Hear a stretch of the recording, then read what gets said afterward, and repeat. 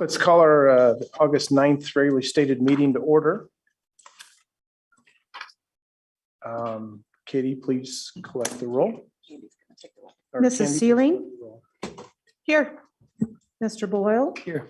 Mr. Hoffman? Here. Mr. Winbolt? Here. Mr. Updike? Here. Mrs. Mitchell? Here. Mr. Anderson? Here. All present. Very good. Thank you. Please rise and join me in the Pledge of Allegiance. I pledge allegiance to the flag of the United States of America and to the republic for which it stands, one nation, under God, indivisible, with liberty and justice for all. Mr. Updike, we need to approve the agenda. We must approve the agenda. Next agenda item is approval of the agenda. So move. Moved. Second. And seconded for approval of the agenda. Mr. President, I would like to motion to add an action item to vote on the Johnson County Commissioners mask order. Okay. Second. Johnson County, I'm sorry. I'm sorry, let me read it slower. Move to add an action item to vote on the Johnson County Commissioners mask order. Okay.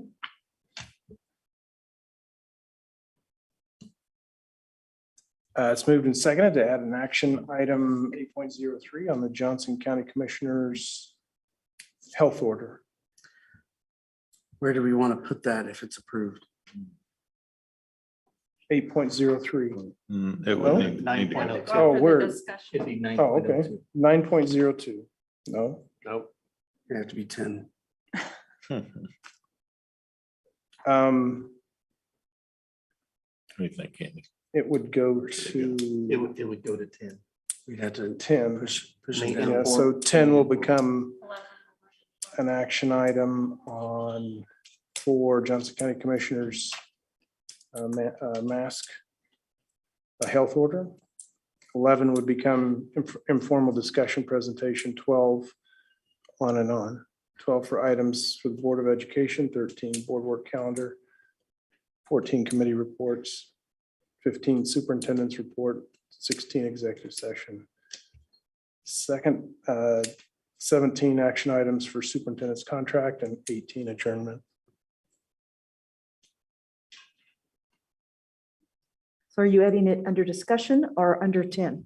We're editing, We're adding an action item. Right? And Oh, it should be action. after the discussion item before Okay. the informal. right, so we're Got it. 10 will be changed to become the action item for Johnson County Commissioners. And then everything after that would increase in one in the number.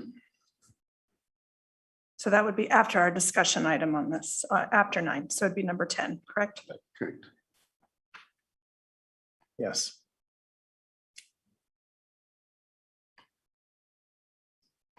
Makes sense. Yes. You got it? All right, it's moved and seconded to add an action item for the Johnson County Board of Commissioners health order. It's moved and seconded. This board has a long-standing precedent of not putting something on an action item before a discussion item. And I think if we are looking to defy the county commissioners and the Department of Health, it seems a pretty important decision to just throw on there as an action item. I don't think it's before. We would just confirm it'll be after discussion. Correct? Yeah, it would be after discussion in this meeting, just for clarification, you're talking about after discussion, action item following in the next meeting. This board has decades-long precedent of having a discussion item at a meeting, having until the next meeting to consider the discussion, research the discussion before coming to a decision. This, to me, is a momentous decision if we're going to defy those two things, including a mandate from the county. I think that precedent is here for a reason. We have been known to break precedents on timely issues, so. True. School starts in 9 days. When is the next meeting? After school after starts. school starts. 23rd. August 23rd.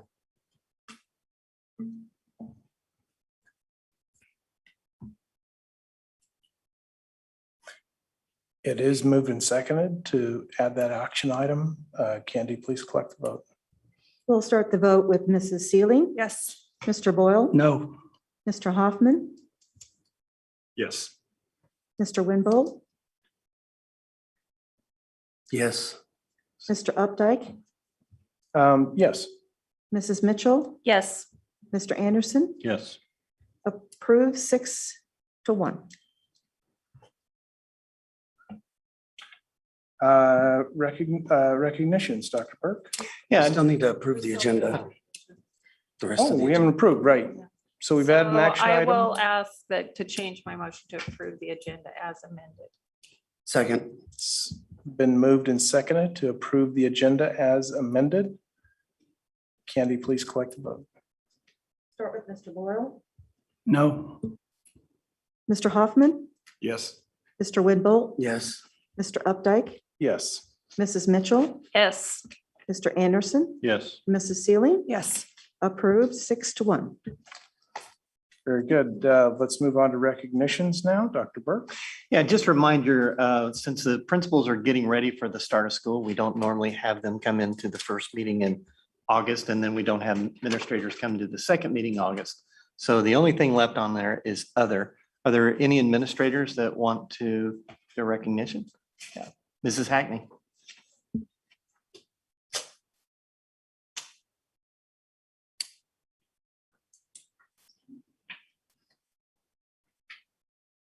Today was our first day of the new employee welcome in our new teacher academy, and I had several people I wanted to thank for that.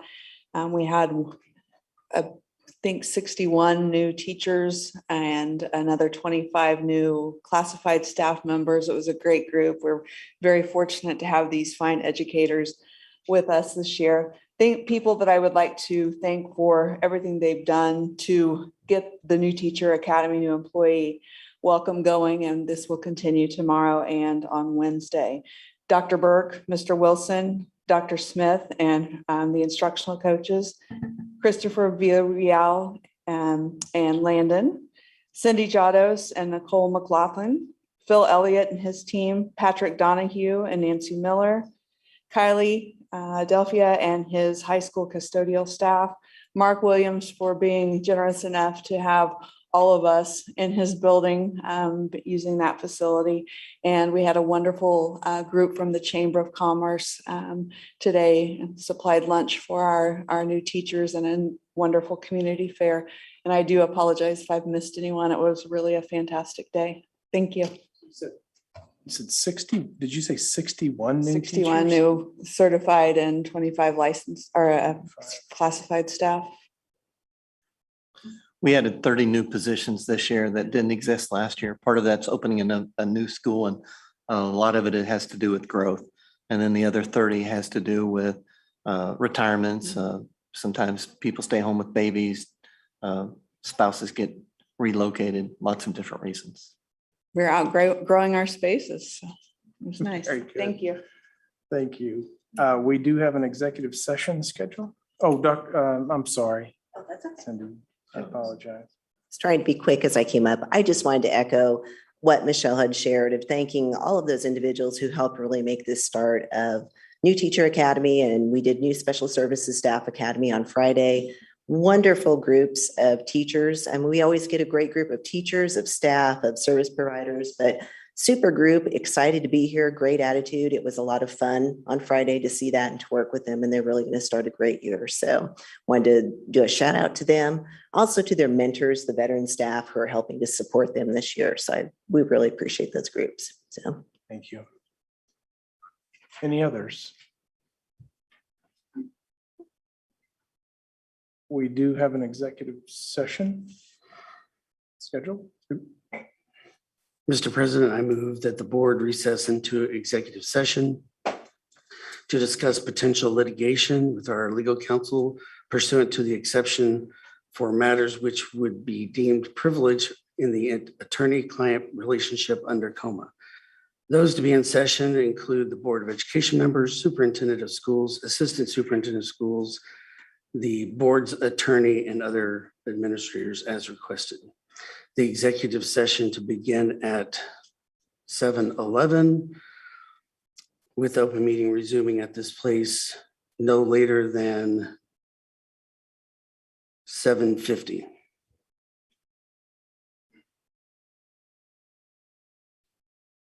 Second motion. Second motion. It's moved and seconded to move executive session to discuss potential litigation with our legal counsel pursuant to Tacoma. Katie, please collect the vote. Mr. Hoffman, Yes. Mr. Winbolt, Yes. Mr. Updike, Yes. Mrs. Mitchell, Yes. Mr. Anderson, Yes. Mrs. Sealing, Yes. and Mr. Boyle. Yes. Approved. Very good. Thank you.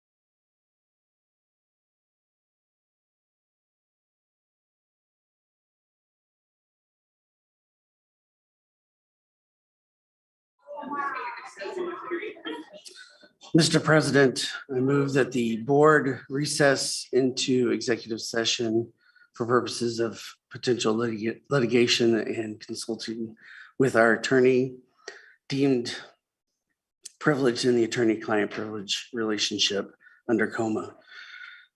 We need to extend to 8:20, no later than 8:20, no later than 8:20.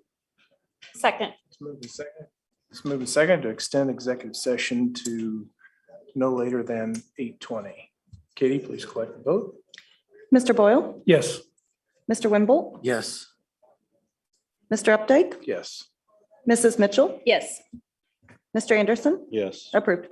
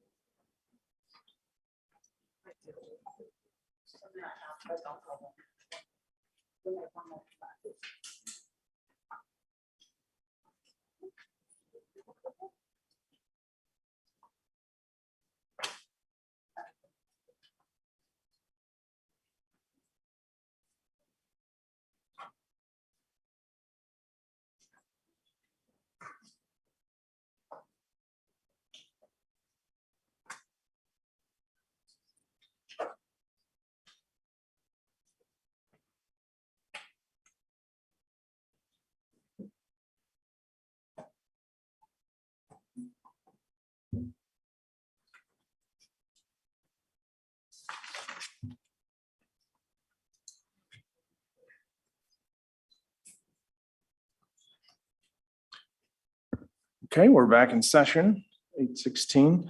The next item on our agenda is business with individuals. Just to preface this, it's important that we have a clear understanding of how the whole process works. Number one, this is an entire community. This is an issue that's people are divided on. People have different opinions. I would ask that you be respectful of those opinions. When people are talking about what their view is and they're passionate about, really listen to them. See if there's something, they're offering a new perspective that you haven't seen yet. I'm not saying you have to change your mind. I'm just saying, open your ears, actively listen to what people are saying. I think being respectful is one of the best things we can do to move through this process and help decisions to be made. I do promise that the board is listening to you. We're going to take notes. We're going to actively listen to you. There may be follow-up questions, there may not be. But know that we are actively listening to you. This is a meeting in the open, not an open meeting. You have a right to be here. You don't have a right to disrupt the meeting. If things get a little unruly, I'll call a recess. We'll go to recess for 5 minutes and we can all gain our composure back and sit down and respectfully start up again. If that happens a second time, I will ask whoever causes the unruliness to leave the room. So I don't think it'll go that far. I think we all have our kids' best interest in education at heart. But I did want to bring that up. Remember that during public participation, the board still maintains control of the floor. Speakers are given allotted about 3 minutes time. We have 22 speakers to work through this evening. We'll put that 3-minute time limit on people. Board clerk has a timer. She'll let you know when there's 1 minute left and when to stop. We will work through all 22 people. Everyone gets a chance to speak. So that'll be about 66 minutes. And it's important that we hear everyone. Remember that we do not hear personnel complaints concerning any employee or groups of employees of the school district. It's important that we understand that if you have a personnel matter, that gets referred to our administration, who then reports back to the board in executive session to discuss personnel matters. With that, I would ask that Angie Folk come to the podium.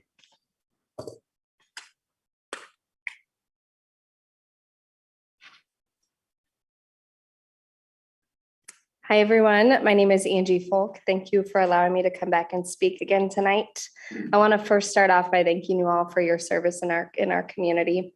At the last board meeting, I cited the state of Kansas legislation, Article 53, exercise of First Amendment rights, number 60-5305. I'm not going to read through that again, but I do want to continue the conversation around our parental rights over making decisions for our children. As I mentioned in my email to you all this morning, I was so proud to be a part of the Spring Hill District when you decided for optional masking based on our parents' choice during the last board meeting. I know for those of you that have children, and setting COVID aside for a minute, I must believe that each and every one of you deeply care for your children. No matter how old they are, you will always want to see them put in the best situation to thrive in their lives. As a parent that wants to stay in this district for the next 16 years, I urge you to please keep making the correct decisions that support the legislation and our rights as parents.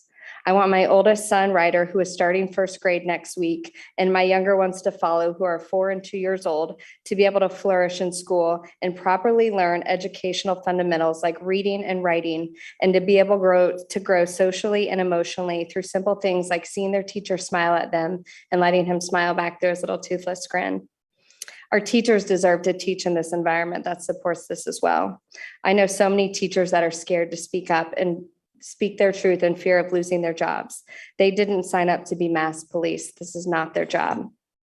According to the FDA, their website says, if worn properly, face mask, surgical mask, and respirators may reduce the chance of spreading COVID-19. Do you really think our children are properly wearing their masks for 7 hours a day? No, absolutely not. There is no way this happens properly without causing disruption to our teachers and what they are being paid to do, which is teach our children. If we follow the county's mandate now, when will this stop? There are more people than you might think that are not going to get this vaccine. So the reason for this mandate and masking grades K through 6, because they are not eligible for the vaccine, thinking this will solve the problem is asinine, especially when we have had 0 deaths, 0 in Johnson County from COVID between the ages of 0 and 19 years old. Let's be the freedom-keeping district in our county that prioritizes parents' rights above the government's recommendations. In closing, I want you to think back to when your kids were little like mine. This is supposed to be the fun yet crazy stage where they're learning the fundamentals of life and the skills that they ultimately shape them on who God has intended for them to be. We are doing our part as parents, raising them to be good, Christ-loving, respectable humans. Please do not try and take away my rights and any other parent's rights in this room when it comes to making decisions over our children. Thank you.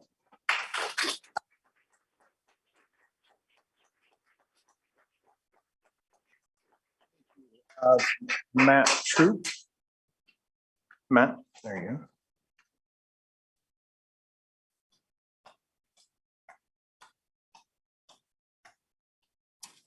Thank you guys all for your time tonight and for everything you do. I know the last couple of years haven't been a lot of fun. My name is Matt Troop. My wife and I have 2 boys, 5 and 8, who attend Prairie Creek Elementary. I'm here tonight to ask you to stand up for them as well as every other elementary school kid in the district. Do not blindly follow the skewed data that was presented by the Johnson County Health Department. Statistics from Mississippi and other states do not affect what happens in our schools. We are not them. I've seen what these masks do to kids psychologically, behaviorally, and cognitively. I saw it last year when my son came home every day. I know you all care for your children, but imagine you had your choice as a parent for them going to school taken away. The masks that the kids wear do not stop anything. They collect germs, restrict oxygen for over 8 hours. Doctors and nurses who wear them have them professionally fitted and change between patients. The kids wear cloth masks made on a sewing machine all day long. And my other question is, what is the recourse if we start the year with masks and everything doesn't go the way we want it to? Do we go back to plexiglass boxes or send them all home again? I don't believe science is what we're talking about tonight.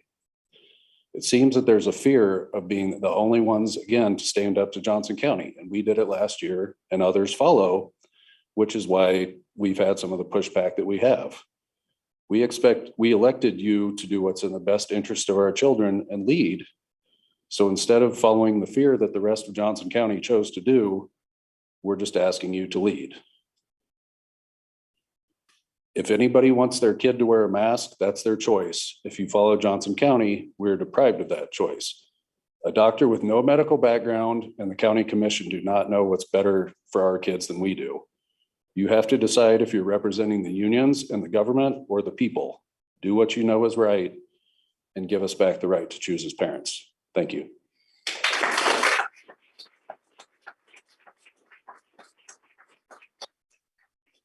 Or Haring. Okay.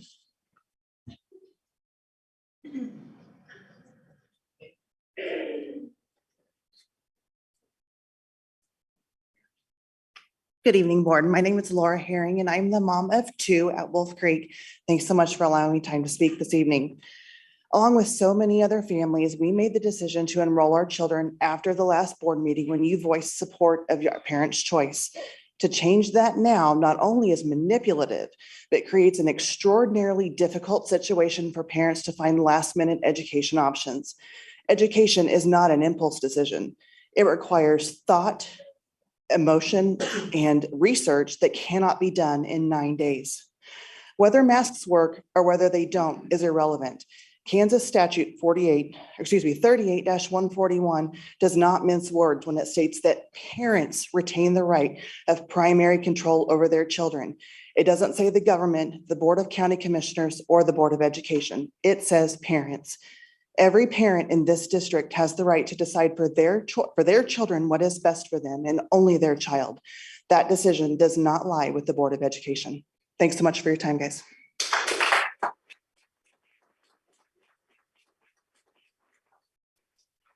Amy Abbott.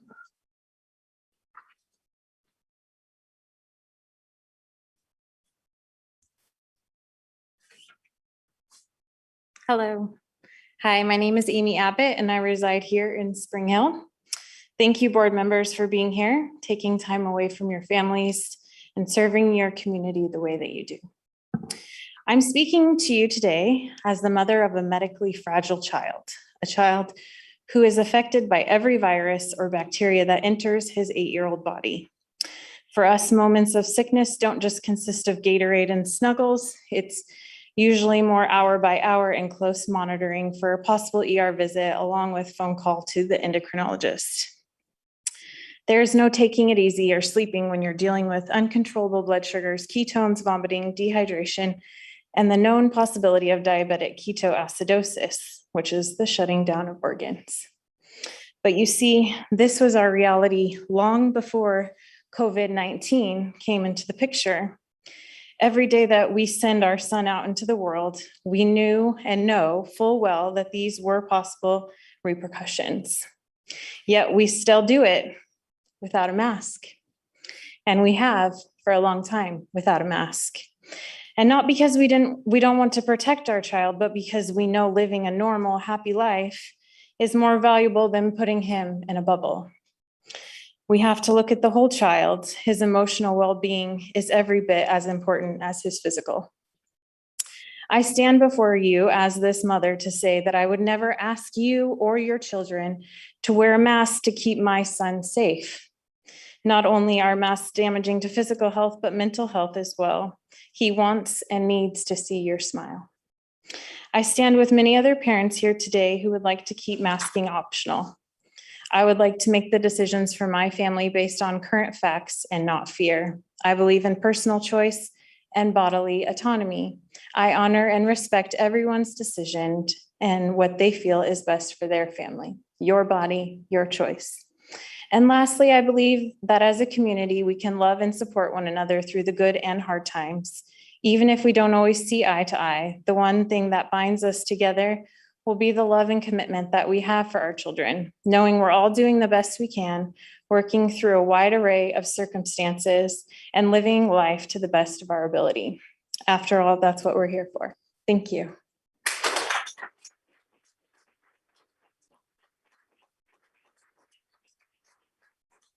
Kimberly Charity.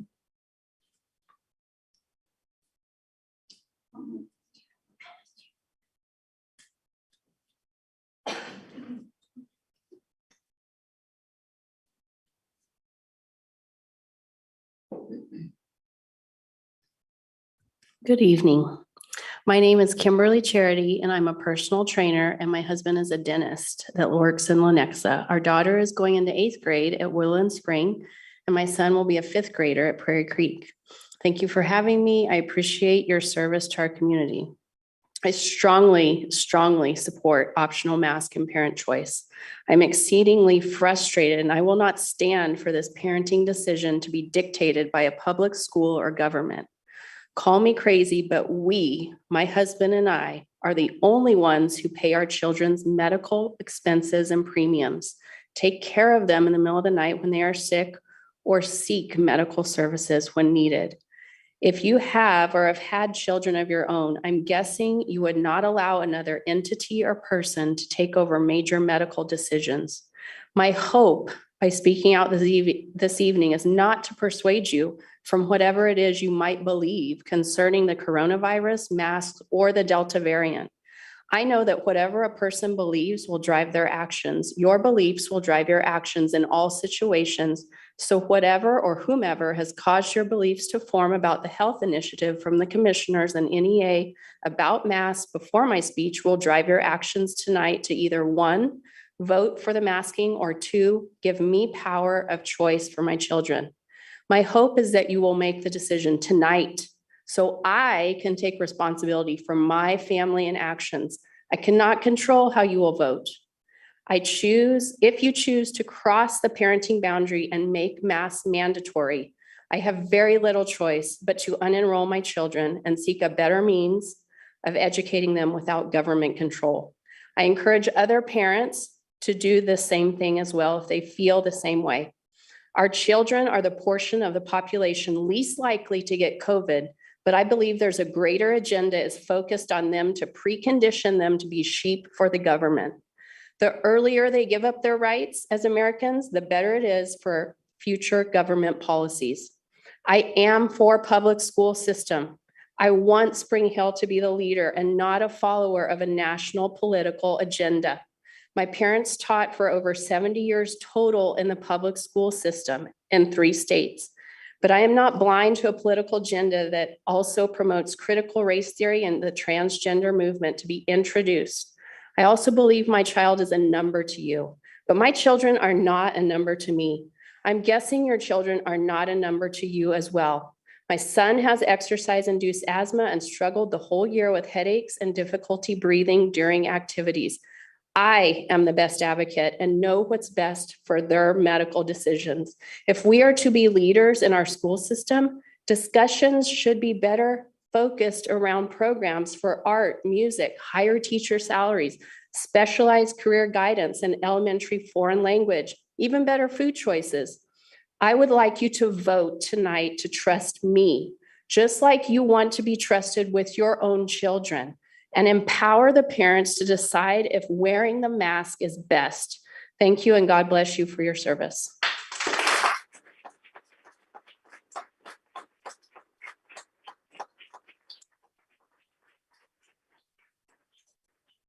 Katie Mattel. Katie?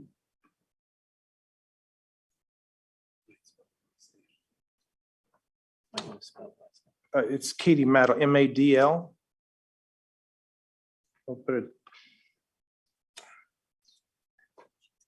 All right, well, we can hold off. Leslie Deegan.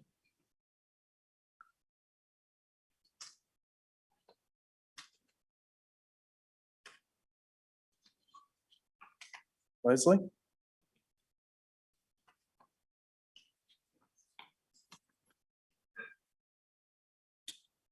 Anna, F-R-A-L-E-H, Fraley? Sorry, no, thank you.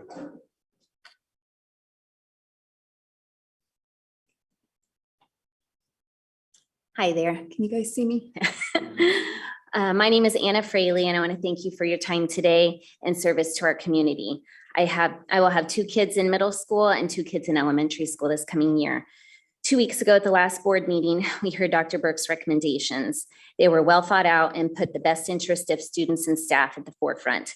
Nothing has changed with the data in the past 2 weeks. What the Johnson County BOCC did last week is complete overreach. As I said 2 weeks ago, it is my responsibility and my right to make the decisions that are best for my children. And I'm 100% certain that I care more about their health and well-being than anybody else in this room. My 7-year-old daughter has terrible allergies to the point that she is willing to start allergy shots weekly. For a 7-year-old to get shots, that's a big deal. She loves school, her teachers and her friends, but we saw how masking 7+ hours a day negatively affected her and her breathing. My son is going into the 6th grade, and he came home most days last year with a headache and fatigue from trying to concentrate for 7+ hours a day while wearing a mask. I know that my kids are not alone in this.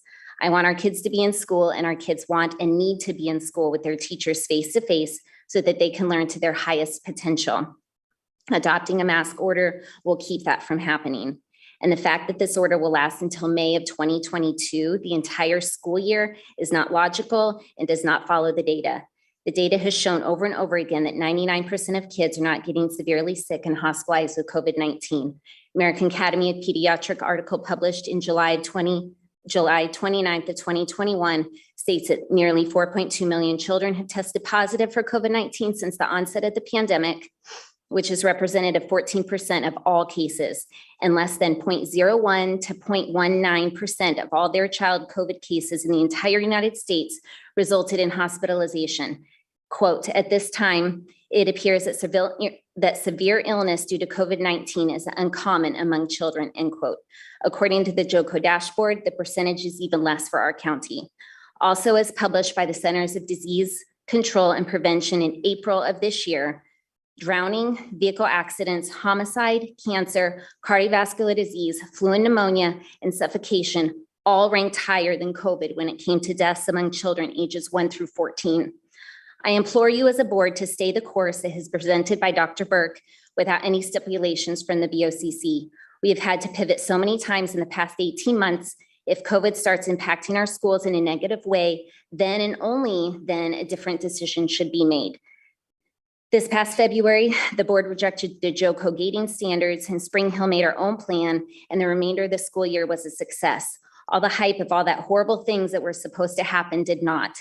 Please leave the decision on anything regarding masking up to the parents, and do not use the Johnson County BOCC order for mandatory masking on our children. Thank you.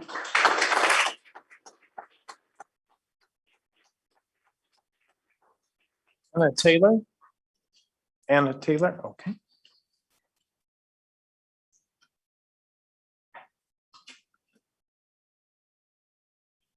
Thank you so much for being here. I want you to know that I mean no disrespect. I'm simply going to be speaking passionately and quickly. The following statement is in reference to a document published by the FDA on July 21st, 2021, and can be found at fda.gov/media/134922/download. The document admits that the PCR tests being used to track COVID-19 cases were developed without the use of actual isolated SARS-CoV-2 samples or any of its variants. This would explain why there is no test available which can differentiate between SARS-CoV-2, the Delta variant, or the flu. It also explains why the flu virtually disappeared last year, since essentially all positive PCR tests should be in question. I am not a doctor or a scientist. I am not here to make medical or scientific case. I am a mother. I am asking you to question the transparency and integrity of the information on which your decisions are made. Today is just about masks, but tonight's decision will determine whether the goalpost is moved. Next, I want to touch on the more than century-old critical race theory. CRT, no matter how sugar-coated it is, will only divide our community, fuel racism and victimhood. CRT teaches white children that they are inherently racist, that they should be ashamed of their socioeconomic conditions and of the family they were born to, while at the same time teaches our neighbors that they are victims and that they cannot succeed because they are still victims. The last thing America needs right now is to teach our children more division and hate. Martin Luther King said, "I have a dream that my 4 children will one day live in a nation where they will not be judged by the color of the skin, but the contents of their character."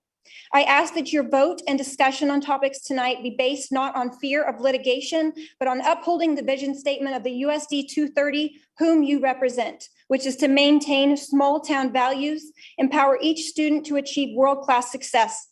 If we want to give our children keys to success, then bring God and country back to our schools, and let's focus on growing character, not victims. Thank you.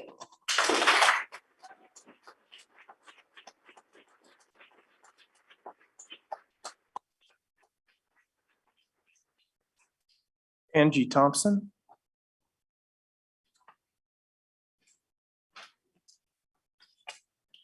Hi.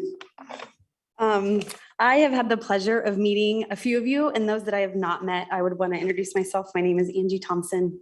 I'm sure none of you knew what this would all look like whenever you started this position, and we are truly grateful for your time and your service to this district.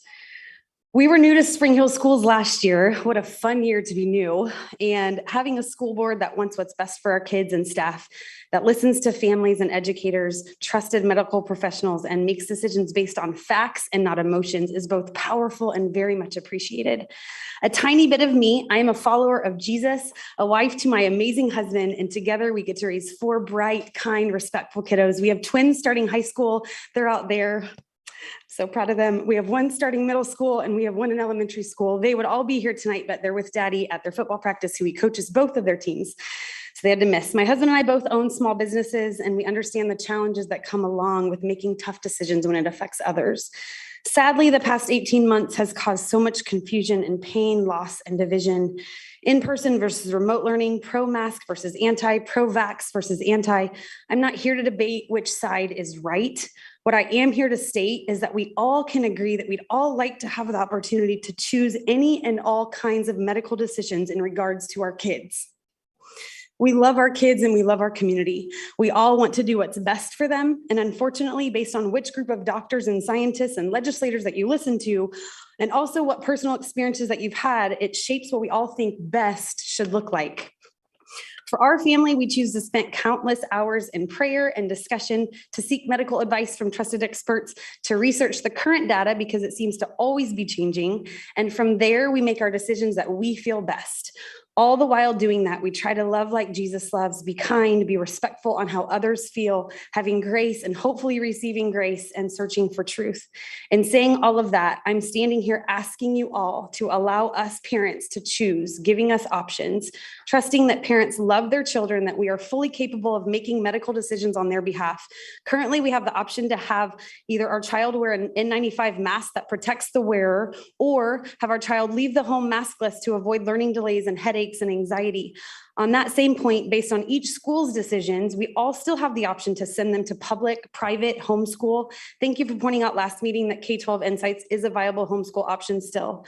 No matter what, those options are available, and we are thankful and can all hopefully and respectfully be kind no matter what schooling option we end up choosing. I'll conclude with this. This is all so much bigger than a mask. I hear all the time, it's just a mask. If we just wear it, we can get through this. It's just a shot. If we all get it, we'll get through this. I'm starting to wonder though, what does get through this mean? Where does it end with a continually evolving, unpredictable virus? This has to be about trusting parents enough to allow us to make medical decisions for our kids today and always, for a mask, for a vaccine, and for all other medical choices. Thank you so much for your time, and God bless you all.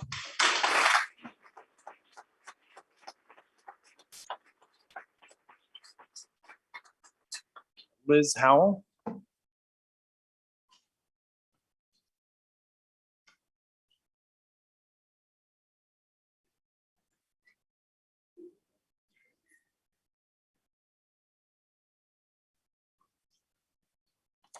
Good evening. My name is Liz Howe, and I have a 4th grader and an 8th grader in the district. Wanted to say thank you for showing up for our kids tonight. I hope that being one of the few boards who had the gumption to pave the way last year, you will do so again this year. Dr. Burke outlined a well thought out plan at the last meeting. His plan allows for parents to choose what is best for their children. It does not jump too far ahead. It does not make rash decisions. It allows for us to adapt as needed as the year goes on. Voting to accept the masking mandate that will keep our children in masks until May is rash. It takes away all ability to change and modify our plan as the year progresses. We have to figure out a way to live with COVID because it isn't going away. It will continue to mutate and change in ways none of us can predict, but we cannot continue to live in fear. Adults have had the chance and choice to get the vaccine. Adults have the choice to mask their kids if they so choose. You take away the choice for us to parent our children and make health decisions for them if tonight you choose to adopt the county commissioner's plan. Life is all about choices. As an adult, you choose to get up and go to work. You choose what you want to eat. You choose if you want a vaccine. You choose if you want to wear a mask. It's a personal liberty that you are entitled to. The child who is scared about being in school for the first time and just needs a friendly smile to remind her that things are okay doesn't have a choice. The child who has calluses behind his ears from the mask doesn't have a choice.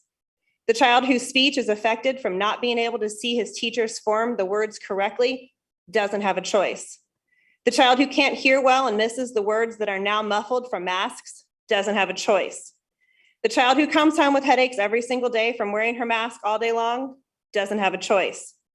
The child who has to increase his mind-altering drugs for his anxiety over wearing a mask all day long doesn't have a choice. They don't have a choice because they're children. And up until a year ago, we, as their parents, had the ability to choose what was best for them. In a single action, you may take away that right we have as parents. Are you also going to start paying their health insurance? Decide who gets braces? Tell us when they need to go to the doctor? You're not their parents, and you should not have the power to make medical decisions for our children. We need to be focusing on educating our children, not using them as pawns. The public school system around the country is failing, and more people are leaving it for private institutions and homeschooling options. Please be leaders tonight and show our county that education in Spring Hill is more important than fear. Let's get these kids back into the classrooms and continue the normalcy they have experienced all summer, mask-free. Let's get back to focusing on education, not control.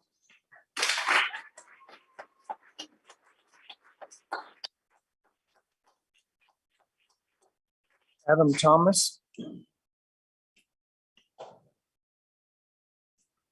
Adam Thomas.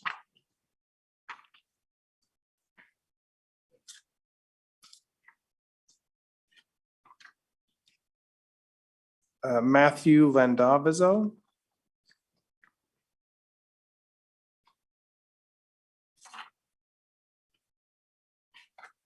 Matthew.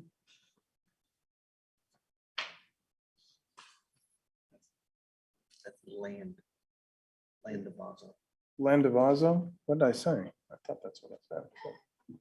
I don't know. I don't see a Matthew coming up. Kaylee Howell.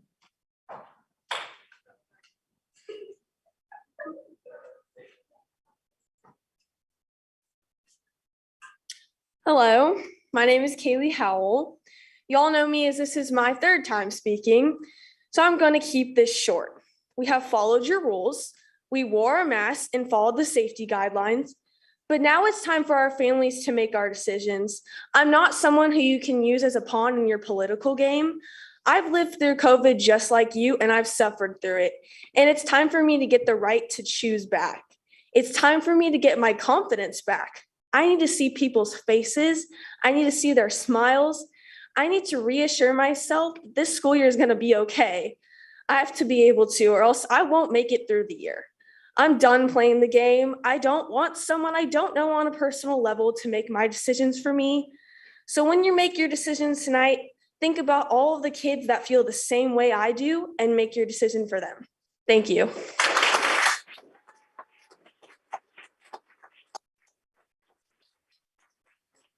Jen Troy.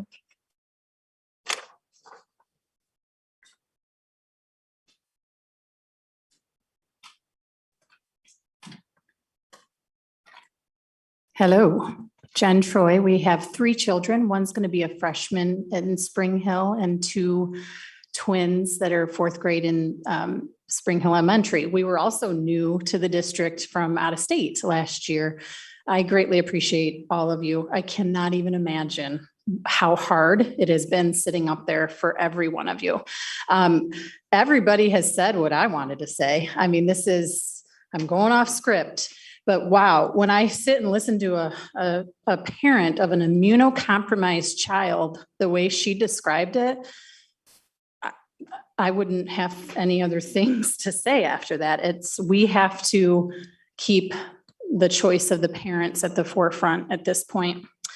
So I stand up here before you in disbelief that I still have to fight for the right to make personal health choices for my kids, or any of us for that matter. I find it unconscionable that other parents are actually fighting the opposite battle. As you make decisions tonight, as parents yourselves, I ask that you leave it up to us as parents to decide what's best for our children's health. If you vote for choice, every parent wins. At least that's what I believe. I hope you guys don't already have your minds made up. I hope that all these words we're saying aren't falling upon deaf ears at this point. It seems as though the sides are never going to agree, and that's okay. But when will we all agree that we have to stop going off of case numbers with this virus? what are we doing there, really? Case numbers. Cases mean absolutely nothing at this point. I think the board should take into consideration that that's just an inflated scare tactic at this point. I don't know how anybody could disagree with that. Yes, COVID numbers are 35 million on the CDC website as of last night-ish. And 35 million looks a lot scarier than 600,000 casualties or deaths. Yep, it looks scarier. But it's cases, it's not the death count. And that's really what we would need to be focusing on. It's a very, very small percentage. We are making decisions using wrong numbers at our children's expenses at this point.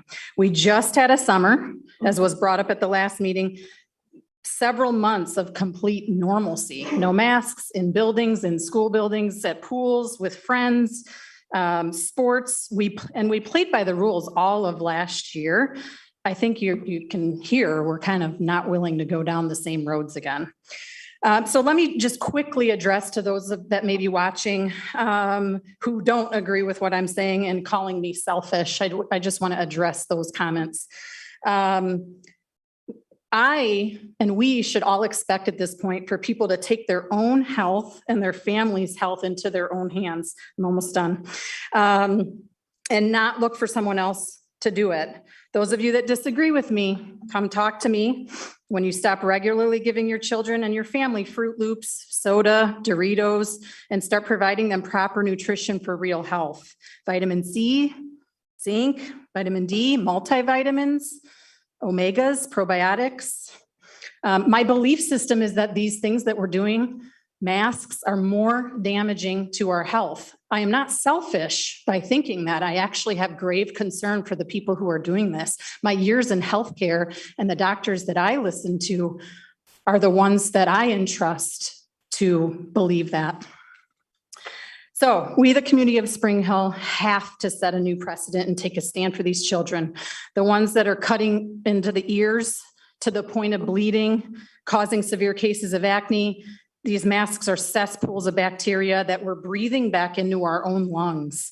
My learning disabled son, how can he effectively learn the speech and the reading that he needs to learn with these masks? My daughter, who gets headaches and migraines and has severe allergies also from wearing them. Spiritual development, emotional development of children without seeing faces. How can this not be a concern to every parent? I know there's a legal concern about liability. There's many of us, including myself, who has looked into it with attorneys. And I do believe I have grounds as a parent to file suit if that's what it takes to stop masks being forced upon us. Let us just choose. That's all we want. You guys are in such a tough spot, but let us as parents decide. The decision seems pretty simple. We have to stop looking at case numbers. We have to stop this vicious cycle. The virus isn't going away. It's never going to end if we don't say stop. We have to get our children back to some kind of normal, and we have to stop complying with these ridiculous mandates. Again, if you vote for choice, every parent wins. Thank you.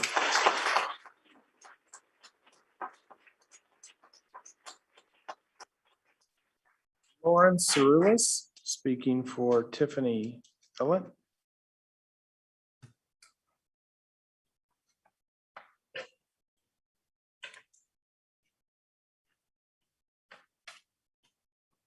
Thank you, board, for allowing me to speak tonight. Like I said, my name is Lauren Cerulis, but I am speaking on my friend Tiffany Ellett. Good evening, Spring Hill School Board and community. I apologize for not being present tonight, but I am an elementary school principal in USD 362, and tonight is our school board meeting as well. I wanted to share my insight with you tonight, not only as a parent, but as an educator of 14 years. I have 2 boys in Spring Hill, and I'm here to advocate for them and the rest of our elementary school students. Every decision we make in education is always data-driven. How we instruct each student, how we accommodate for each student, and how we decide what services would best fit each individual. Those life-altering decisions for students are all data-driven. I am wondering why we aren't doing the same for this mandate. The actual data reads from the KCHD dashboard from March 2020 to August 5th, 2021, 0 to 9 age group, 14 hospitalizations, 0 to 9 age group, 0 ICU admissions, 0 to 19 age group, 0 deaths. Those are accurate numbers. So please, let's make data-driven decisions. Numbers and data do not have opinions or political agendas. Data also shows that kids 1 through 15 are more likely to die from drowning, car accidents, cancer, suicide, and the flu than they are from COVID. We have never made a 5-year-old wear a mask because of flu season, so why now? It is inevitable that our students are going to get sick, but do we want to stifle their social and emotional growth, their phonemic awareness, their ability to speak clearly, their love for school and learning? I am absolutely terrified of what our students are going to grow into. We are making the most joyous and positive time of our little ones' lives something that is miserable and scary. I ask each of you to spend some time in an elementary school and see on a daily basis the hindrance that this has had on their education, their social skills, and their health. Do you know how many masks are replaced daily because of mold? Have you seen how many masks are picked up daily on the bathroom floor, not worn accurately, students sitting on the dirty floor during lunch, where people walk because for some reason we thought that was cleaner or safer than eating on a lunch table that has been sanitized? And our primary grades, we learn through play. We learn through collaboration and socializing with their peers. Each of our elementary school students did not get the foundation and basis of their education last year due to being taped off in a square. We are doing so much harm to our students, and it is too early to even see what all this will entail for them. I worry for my 6-year-old. I worry for the 250 students in my school, and I worry for every elementary school student who is not getting the appropriate education they deserve. My family moved to Spring Hill a couple years ago for a reason, a better education for our kids. And tonight you can make that happen. We can stand out amongst the other school districts that are making decisions based on opinions, not data. We can take a stance and say that we are putting our kids first. I love my children so much it hurts. And at no point in their life would I put them in danger. So let me be the one to make their education and health decisions. We as the parents and them have students and them as students have rights. Let us have them. I want my kids to love school just as much as I do. And I ask you tonight, just as I do my staff, why are we here? Why do we walk through those school doors every single morning? Why do you guys show up every month for this meeting?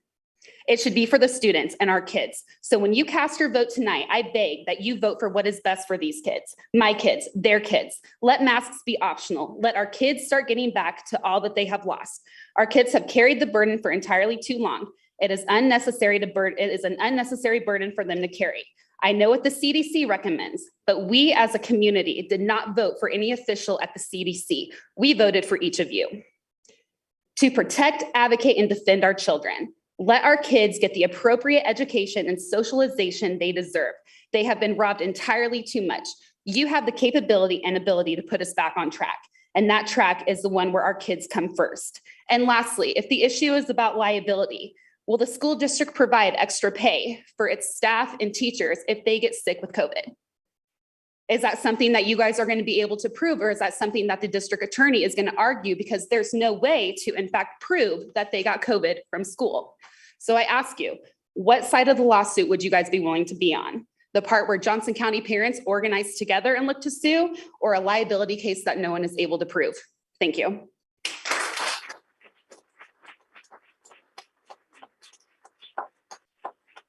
Aaron Carter. Aaron Carter. Okay, thank you. Megan Miller.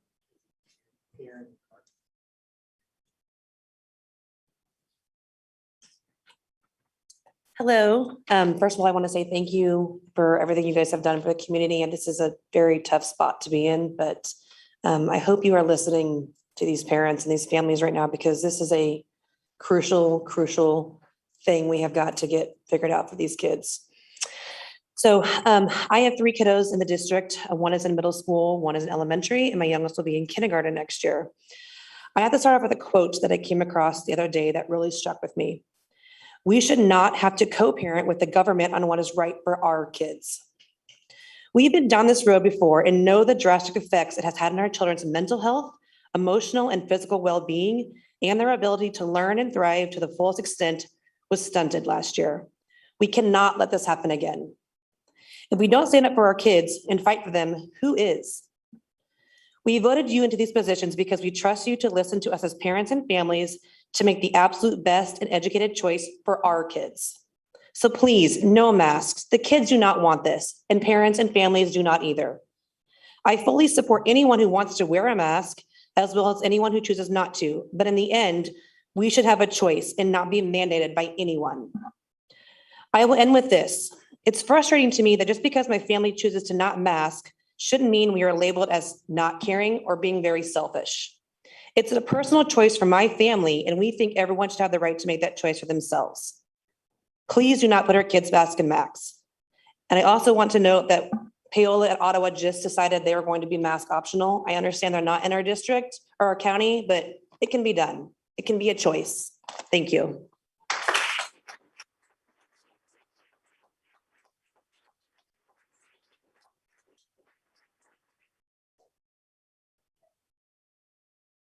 Kat Knable.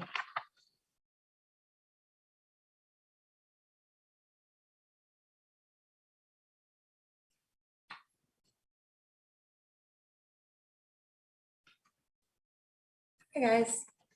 Okay, so a lot of my stuff has been addressed, so I kind of crossed out some of it so that hopefully I'm not duplicating it all, but thank you all for letting me come and speak. My first question to you guys is, what are we doing? Like, why is our county bowing down to political pressure? Why are we allowed the freedom to go bowling, to trampoline parks, concerts, Y care, camps, dinner with our children, all maskless this week, but then next week, our children are going to strap on a thin piece of cloth to cover their airways that are also used to show expressions, making new friends, to learn how to make phonics sounds, giving a nervous classmate an encouraging smile on their first day, give their teachers cues that they're struggling. You know, there's other things that we can do with our faces besides breathe, eat, and spread COVID. BOCC did not say that they were requiring N95s, respirators, or properly fitted medical grade masks that need to be changed out often. No, they are simply demanding that our children put any random cloth over their nose and mouth. That is absolutely ridiculous and laughable to anyone with common sense, as we can literally just fog up a mirror if you breathe through your mask with the amount of droplets and breath that is coming straight through the middle of it. What is going to keep our kids in the classroom this year? This is not a plan. This is political. This is a joke. Sadly, it is a joke that will do even more harm than good. We cannot do this to them again this year. This is not science that I'm talking about. This is common sense. Last year was really rough on all of them. Last year, how many kids were changing their COVID collectors throughout the day? The majority of our students, especially the 5-year-old kindergartners and 6-year-olds, did they wear the same spit-covered, snot-nosed, grimy, finger-adjusted cloth masks until they clipped it onto their shirts for recess and their classroom lunch while they watched a movie, just to put it right back on and then breathe all those same contaminants that the mask had collected throughout the 7-hour day and longer if they rode the bus? It's really gross. This is giving everyone a false sense of security if they really believe that this is going to stop community spread and that this is going to, oh, I'm already at 1 minute. Okay, let me pass down here. Okay, I'm an alumni of Spring Hill. And something that I was taught by my teachers here in Spring Hill whenever I graduated really struck a chord with me. I was taught to pave our own path, okay? We do not need to follow others simply because it's the easiest route and the least amount of resistance. Be leaders, be the leaders that we as a community elected you guys to be. Other school districts look up to you guys. Trust your community to make the right decisions for all of their own families without demanding they adhere to a one-size-fits-all solution. I am begging and encouraging you guys to trailblaze in our county. We are at your mercy because our children's foundational education is not something that we can risk gambling on. They are our future leaders. We must set an example for them to always weigh their risk and benefits in life. If we follow other districts and the ridiculous mandate that the BOCC is asking of us, are we truly teaching them the rights to make their decisions about their own health, their body, their education, all things that are taught to them at school? Please do not strip parents of their freedom to choose what is medically, physically, and mentally appropriate or necessary for each of their children. Please give us the respect we deserve. Please do not shame or exclude the children that cannot comply and thrive in this situation. I appreciate you all taking the time to hear my concerns. I'm sorry I did not get through everything I had to say and I had to skip around, but thank you all. Have a good evening.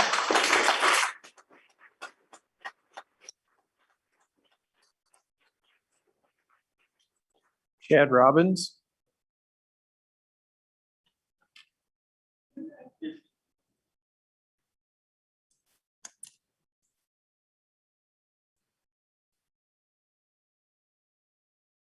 Hi, how are y'all? I'm gonna keep it short and sweet. I'm not gonna waste too much of your time. I've been lived in Spring Hill since I was 5 years old, so I grew up in the Spring Hill School District.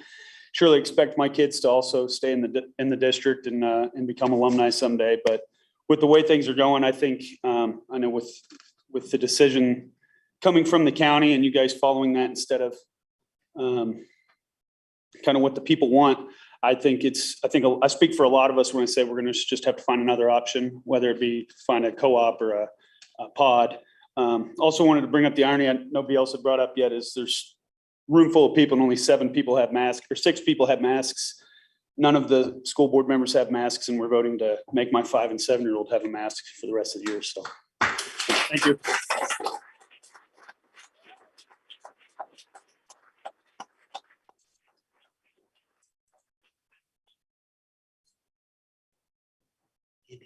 Okay, Andy, that's a D. Andy Copeland.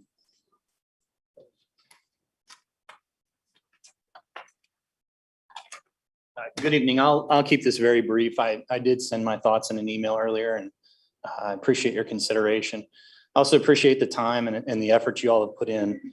I want you to not believe that you're powerless, that your hands are tied here. Please don't tell us that there's nothing that can be done because that's simply not true. If that's the counsel you've been given, then I would ask you to get a second opinion. You owe it to the kids and the parents in this district to find a way to say no to masks. So thank you.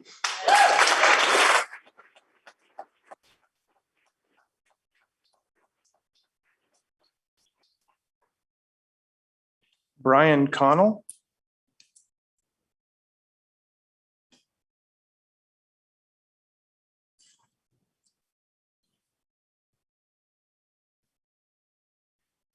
Good evening. Thanks for having me in. I actually live in Olathe. I'm not in Spring Hill. I'm in the Olathe schools. The first thing I want to do is say thank you. This board, your ability to actually listen to your people has been tremendous over the last year. You truly have been leaders and forerunners in this county.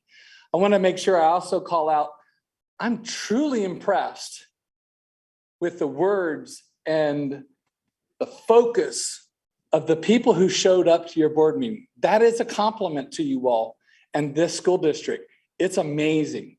I wanted to add a couple things. I was asked if I was going to speak and I was like, no, wasn't signed up. But I did have a few things I wanted to add if I could. If any of you all have ever been in the military, you are instructed to follow all lawful orders from your up ranks. But you are obligated morally to object and not follow unlawful orders. The order from the county is an unlawful order to mask and punitively punish your teachers and your children in the school district. So I'm asking you to say, hey, I will be that conscientious objector. I will be strong for these people and these kids. Because I've watched y'all, and I really wish a lot of y'all were part of some of the other school districts. Y'all have done an amazing job. A couple things I wanted to do is remind everybody that without the kids, there are no school buildings, there are no teachers, there is no Board of Education. Every decision that you all make needs to continue to be kids first. What is right for the kids? Because if you do what's right for the kids, it will be good for the teachers too and all of their staff. I have an email from Tim DeWeese. I wonder why most of the boards are not bringing the head of mental health from JOCO here. Last year, suicides were only down 7% despite what people said in board meetings. Right now, there are 39 suicides through June in the county. That's up. He says a massive and significant increase in the total number of referrals, suicide referrals, mental health referrals through the first 6 months of this year. And that was with kids in school. You got to remember that you're talking about the parents as well. The last thing I want to remind you is get back to educating.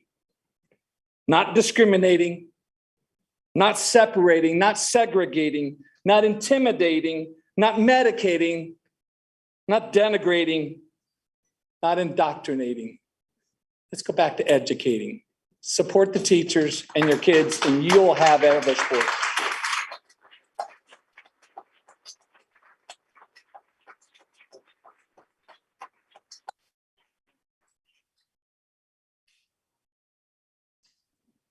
We'll go back through Matthew Landavazo. Landavazo. Landavazo.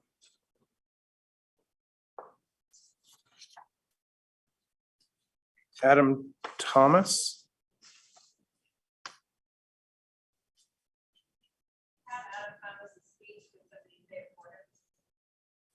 Sorry, I didn't. What? He also emailed it. Yeah, when we started meeting in person, we stopped reading things. Leslie Deegan.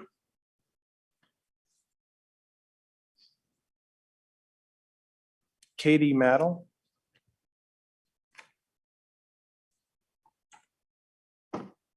Susie Stadler. Hello, board. Thank you for being here. You probably want to be here as late at night as I do. So I really didn't think I'd get the opportunity to speak tonight, so I'm not prepared. But thank you for giving me that opportunity. And to the irony of unless there is someone after me, I think the majority of parents have spoken clearly and what the majority of our school wants to do. Again, your 8-year-old precious child, what else do we have to say? Thank you for that beautiful testimony and your transparency. I haven't heard anyone come up and say, let's wear masks. I'm a registered nurse. I have stood front lines representing the COVID care force. My son, hopefully not. My husband had spent 19 years in the military, and I'm not going to go over and over what I really wanted to say that you all did much more beautifully than I could. I really just wanted to say thank you at the beginning of this meeting for standing reverently in front of that flag and putting your hands across your heart. At the end, Pledge Allegiance ends with liberty and justice for all. And let me remind you what the definition of liberty is from the Oxford Dictionary. Liberty is a state of being free within society from oppressive restrictions imposed by authority on one's way of life, behavior, or political views. And two, if anyone on this board does choose to make the choice for myself and cover my child's face, I hope that all of you lead by example, not go to your offices over your break and pull that mask down, because I know many a times the kids were scorned for taking that nose break. And I just hope you lead by example. Thank you for you listening to us. And Mr. Updike, thank you for your beautiful introduction to listening to us. I hope that we did served you well, and I hope that you all serve us well as also. So thank you.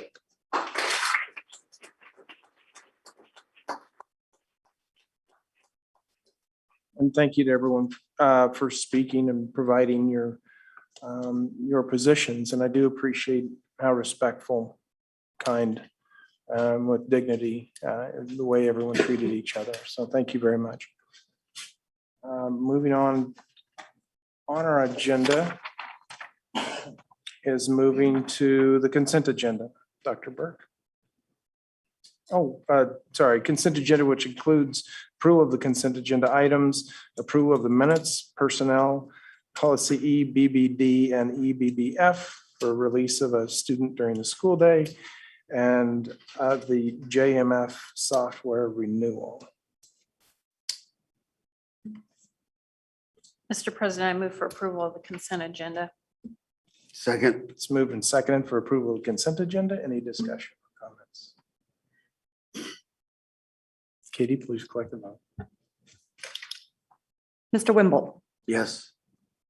Mr. Updike, Yes. Mrs. Mitchell, Yes. Mr. Anderson, Yes. Mrs. Sealing, Yes.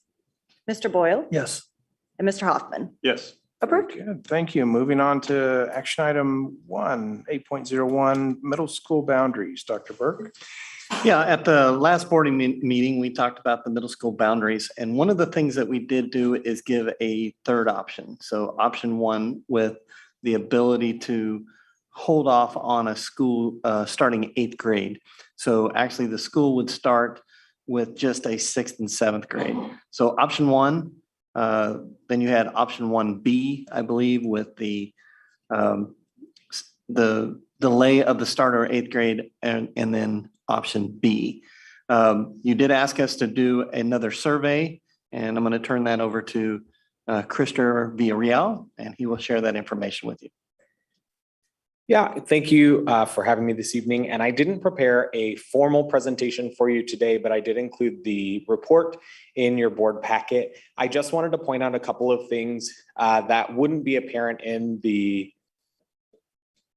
report that is included in your packet. The first, the initial survey was received by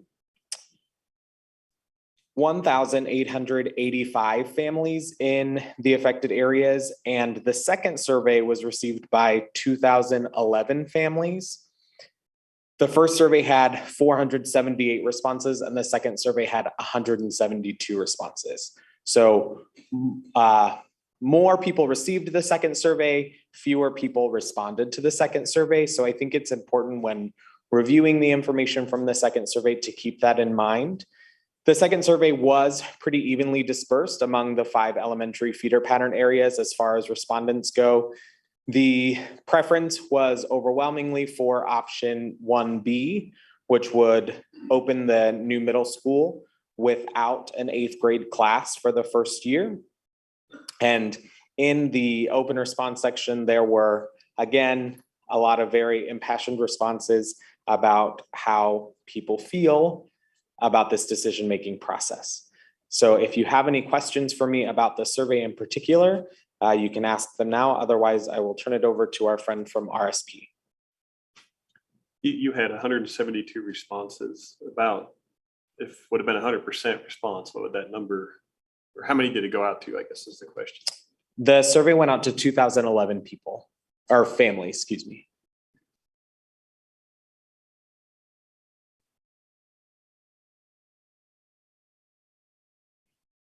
So not a larger response. A pretty small response rate, especially compared to the first round of the survey as well. Were any of those 172, do you know if they're like 2 people from the same family? Could they, or was it just 1 per family to fill it out? The email only goes out to 1 person in the family. So if we have multiple email addresses in the system for a family, it only goes to 1 email address.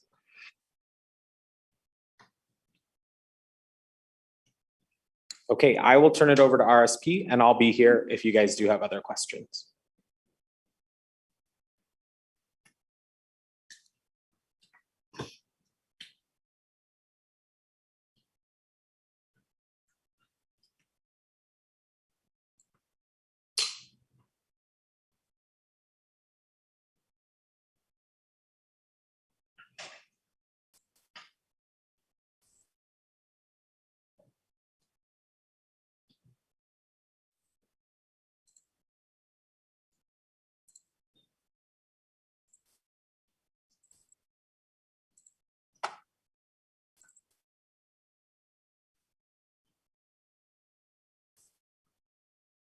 Good evening, everybody.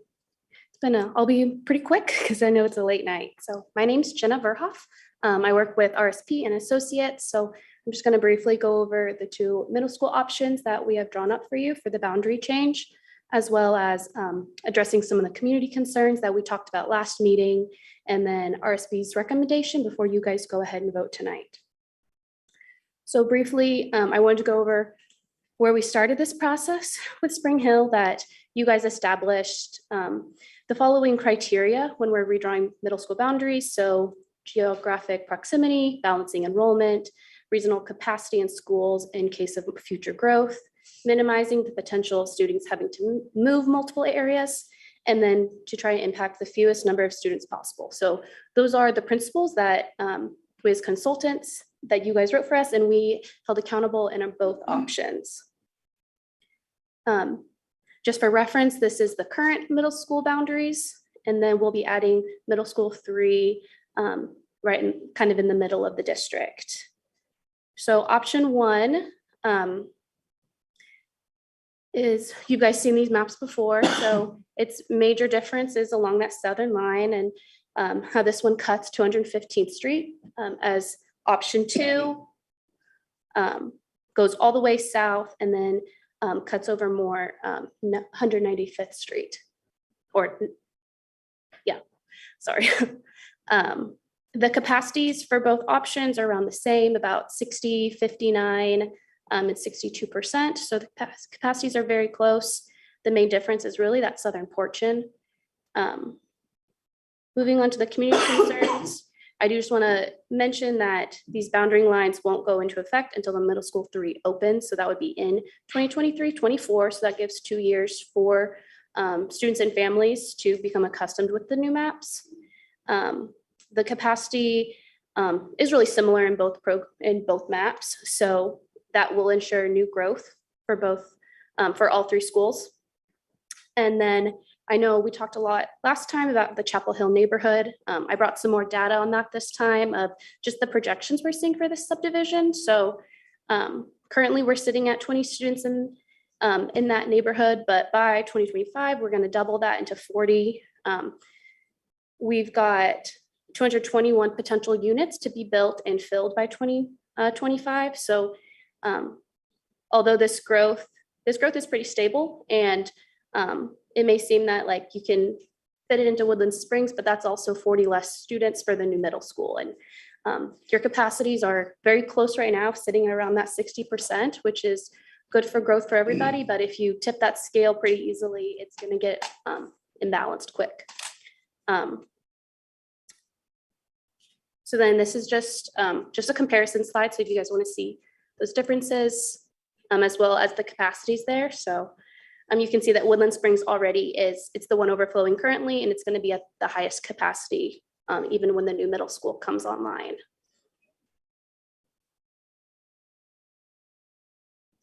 RSP, we recommend option 1. It provides the best streamlined transition for students going from the Spring Hill Middle School to Middle School 3. All middle schools will be at optimal capacity with this option. And I know there's been talk of adding the new elementary school in a couple of years, so that option 1 will just sets the district up for the best addition without causing more elementary school kids to have to move boundaries again. So that concludes my presentation, but I can stand for any questions about the boundaries or the capacities or Chapel Hill or anything. You guys have an ETA?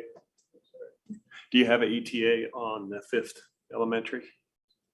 You looked out that far? 6. I'm sorry, 6. Yeah, 6th. I don't personally. I don't think we've had any contract or anything like that. So we don't know how long these boundaries will be in effect. We can go back and look at the projections. You're going to have to go to, Katie, you'll have to go back to a previous presentation by RSP. These will remain in effect for quite a while since we're at 60%. I mean, this is middle school stuff, not elementary. Well, when the next elementary comes on, they probably will be having 2 elementaries per middle school would be the most likely. Yep. So just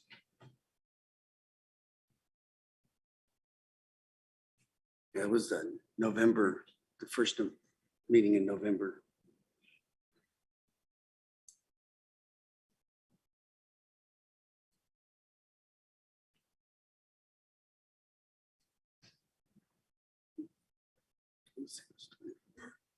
Any other questions, discussion from RSP?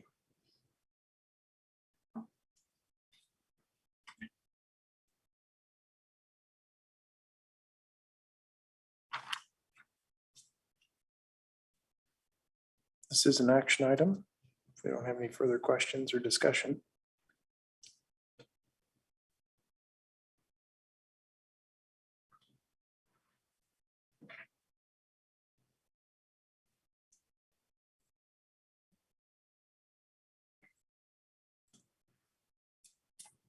Thank you. Thank you. Is there any administration thoughts between option 1 and 1B, 1A and 1B? You know, I have mixed feelings because I was expecting a lot bigger turnout for the second, especially that it went out to a lot more families. My original is to go with number 1 for a couple of reasons. We only had 172 people that filled out that survey, and only half of them said go to option B. I mean, 50% of the people who did fill it out said go to option B. And so I think that has some credibility, but I was expecting a lot bigger turnout. I thought a lot more people were concerned about that. The other side of that is if we open it without an 8th grade, that means you're going to have staff in that building that are not going to have full teaching loads. And so we'll have to be moving them around. It's probably not the most fiduciary use of your taxpayers' money. So I think your options are either option 1 or option 1B. But if I had to lean for one or the other, I'd go for option 1. I was really surprised. I thought this idea of not starting in 8th grade at a new building would have warranted a lot more people to fill out the survey. Especially considering the first survey had at least double the amount of people that turned it in.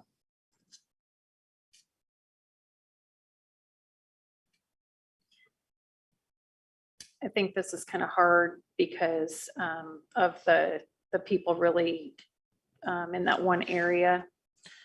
I really feel for their kids, but on the other hand, I think it sets kind of a precedent that maybe we don't want to start with opening buildings without a grade because of the fiduciary responsibility that we have to the taxpayers. And it's not that we're not providing a really great building for the kids too. So, and then kind of getting where you choose one area over another or that sort of thing. So I have a lot of mixed feelings about it, but I think that probably option 1 would probably be the wise choice for us.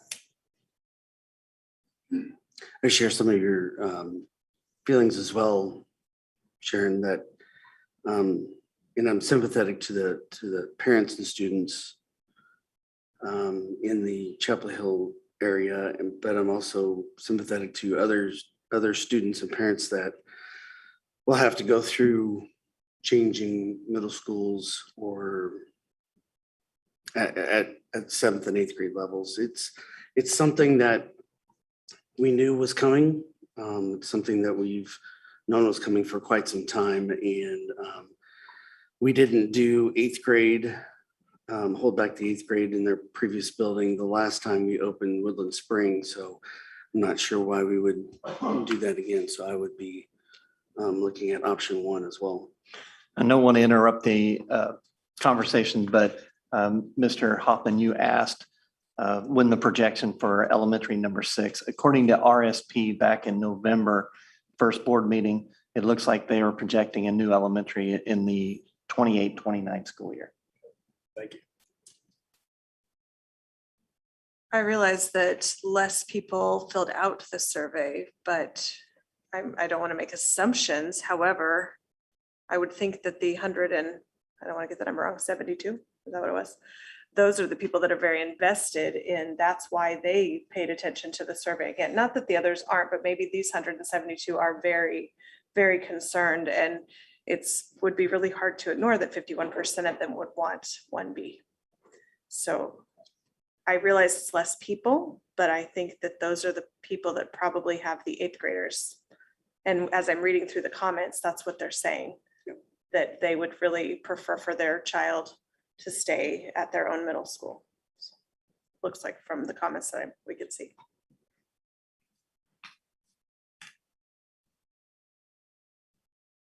That could be why a lot of people didn't refill it out, because it was the same thing.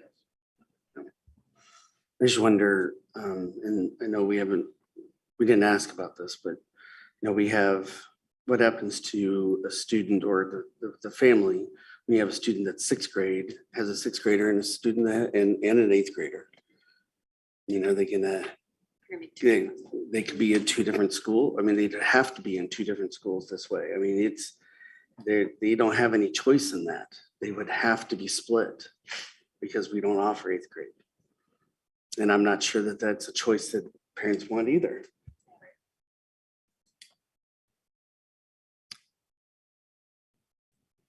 Mr. President, I move that the board approve option 1 for middle school boundaries. Second. It's moved and second to approve option 1 for middle school boundaries. Any final comment or discussion?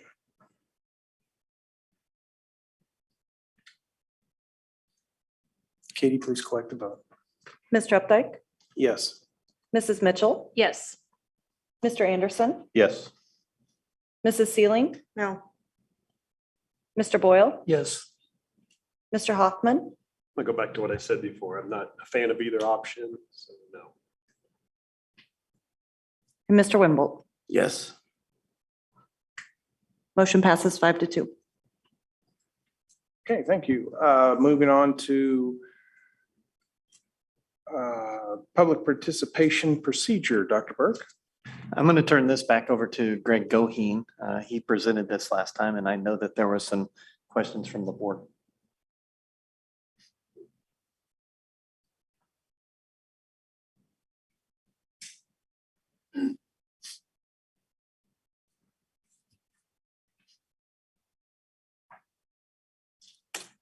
I don't have any formal presentation on this because we obviously presented it last time. I know there was some discussion about certain portions of the topics and people wanted time to consider it. So if there are additional questions, I'm happy to answer those.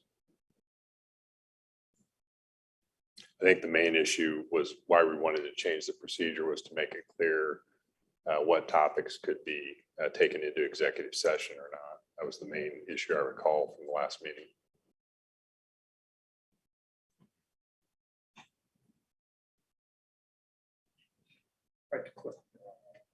Right, to provide that clarification within this process.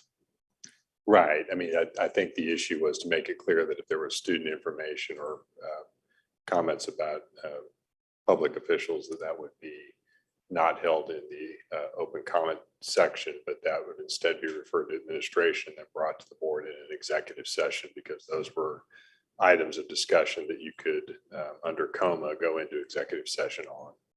You just said public officials. Are you talking about elected officials or employees? No, I misspoke. I said public officials. What I meant is employees.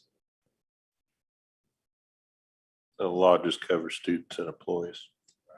And did we decide do we want to cover past, like anybody ever employed? I think you could include it within that. If there's a topic to be discussed about a student, it could include a former student if that's what the discussion is. Now, you'd have to have some discretion on that. I mean, somebody that went to school here 20 years ago and they're not here to talk about themselves during the time they were a student, obviously that's not what we're talking about. But if it was somebody who graduated in a prior year and the discussion was specifically about something that happened during the time they were in school, that would still fall within the purview of the statute. Same thing with employment. I mean, if they're a former employee, it would still have to relate to something that pertained to their employment with the district and not just the fact that they were an employee 15 or 20 years ago or something like that.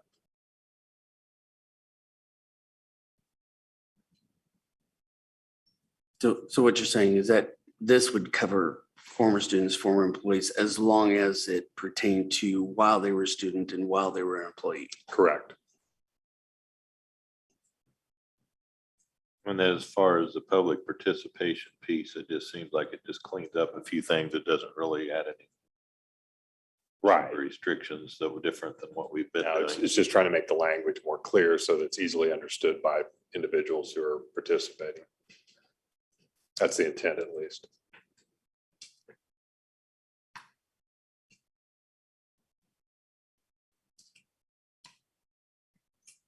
Any final questions?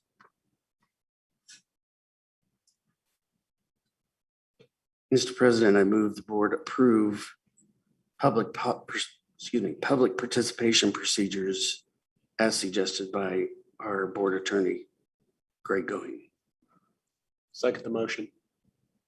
It's moved and seconded to approve the public participation procedure as amended. Any final questions, conversations? Katie, please collect the vote. Mrs. Mitchell, Yes. Mr. Anderson, Yes. Mrs. Sealing, Yes. Mr. Boyle, Yes. Mr. Hoffman, Yes. Mr. Winbolt, Yes. Mr. Updike, Yes. approved. Can we take a break? Let's take a 5 minute. Okay, so we're going to take about a 5-minute break. We're at recess for the next 5 minutes. Thank you.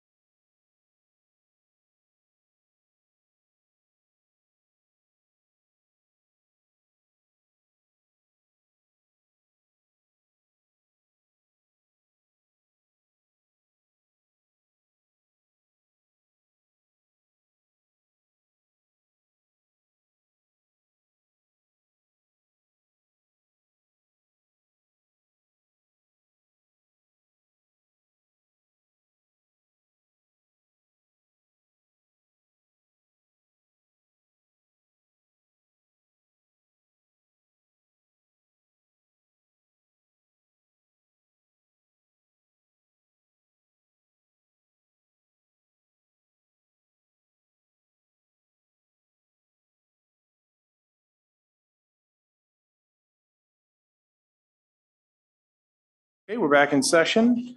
I love these Next all. item on our agenda is the Board of County Commissioners mask mandate, federal mask mandate for buses. Dr. Book. So interesting things that are going on. So basically, we had our board meeting a couple weeks ago, and we kind of had our decision of what we were going to do. I got a call from Ed Eilert, and he wanted to talk to the Johnson County Soups, and all he wanted to know at that meeting was what we'd either planned or were planning. And so, and Dr. Ariola was part of that conversation. During that conversation, he asked each superintendent what their school district was doing or what they thought that they were going to do. And so we went around and each superintendent shared. When it came to me, I just briefly went over our plan and what we had decided. I know at one point during the conversation, Dr. Ariola had shared his concerns about the increase in numbers. I think there was also some concern that some other districts were masking up, and they said that they were going to have the Johnson County Department of Health and Environment was going to have a recommendation for the Board of County Commissioners. We asked if we could see that draft before it ever went out. So we were sent that draft, I believe, on a Thursday, the following Thursday. So we met on a Wednesday, I believe. We got the draft on Thursday. As I read that draft, section 2 had an opt-out for school districts. And so I made the assumption, and I should take a step back. We asked for the draft. We also asked if we could get comments on that draft. Section 2 of that draft had an opt-out for school districts and said the school districts had the right to opt out. So what I wrote in my response was that I believe that the Spring Hill School District, while I would never speak for you as a board, but I believed that the school district would go ahead and choose to opt out of that. I said that if the district did not opt out, I felt like any students in 7th or 8th grade who had been vaccinated, any employees who had been vaccinated, any visitors that had been vaccinated should be allowed not to wear a mask. So that was my only recommendations. Forgive me, because I've read probably over 150 emails in the last few days, but from both sides. So it should be shared that both sides have sent emails. But on Friday, I believe we saw at about 5 o'clock for the agenda item that was going out for the Board of County Commissioners, 5 o'clock, it was the same. Oh, I'm sorry, was it Monday? I'm sorry. I think Sharon and I talked about this afterwards. So on Monday, about 5 o'clock, a draft went out. Any of you that saw that at 5 o'clock, the section 2 did have an opt-out. And so I assumed, I know you should never assume, but I just assumed that that was left in there and that our school board would be talking about an opt-out tonight. So at about 9 o'clock, I got an email that said, you might want to check Johnson County has changed the agenda. When I looked on there, section 2 had removed the opt-out. So somehow in 4 hours, something happened. I did send an email to Joe Connor. I asked about that, and he said the wrong draft was sent out. I did not talk to any other superintendents. I don't know what was said. I just not sure what happened. So I believe at some point I called Greg Goheen and asked him what his thoughts on this, what it looked like for the district. I just like a lot of you, there's a lot of talk about home rule. There's a lot of talk about some different things.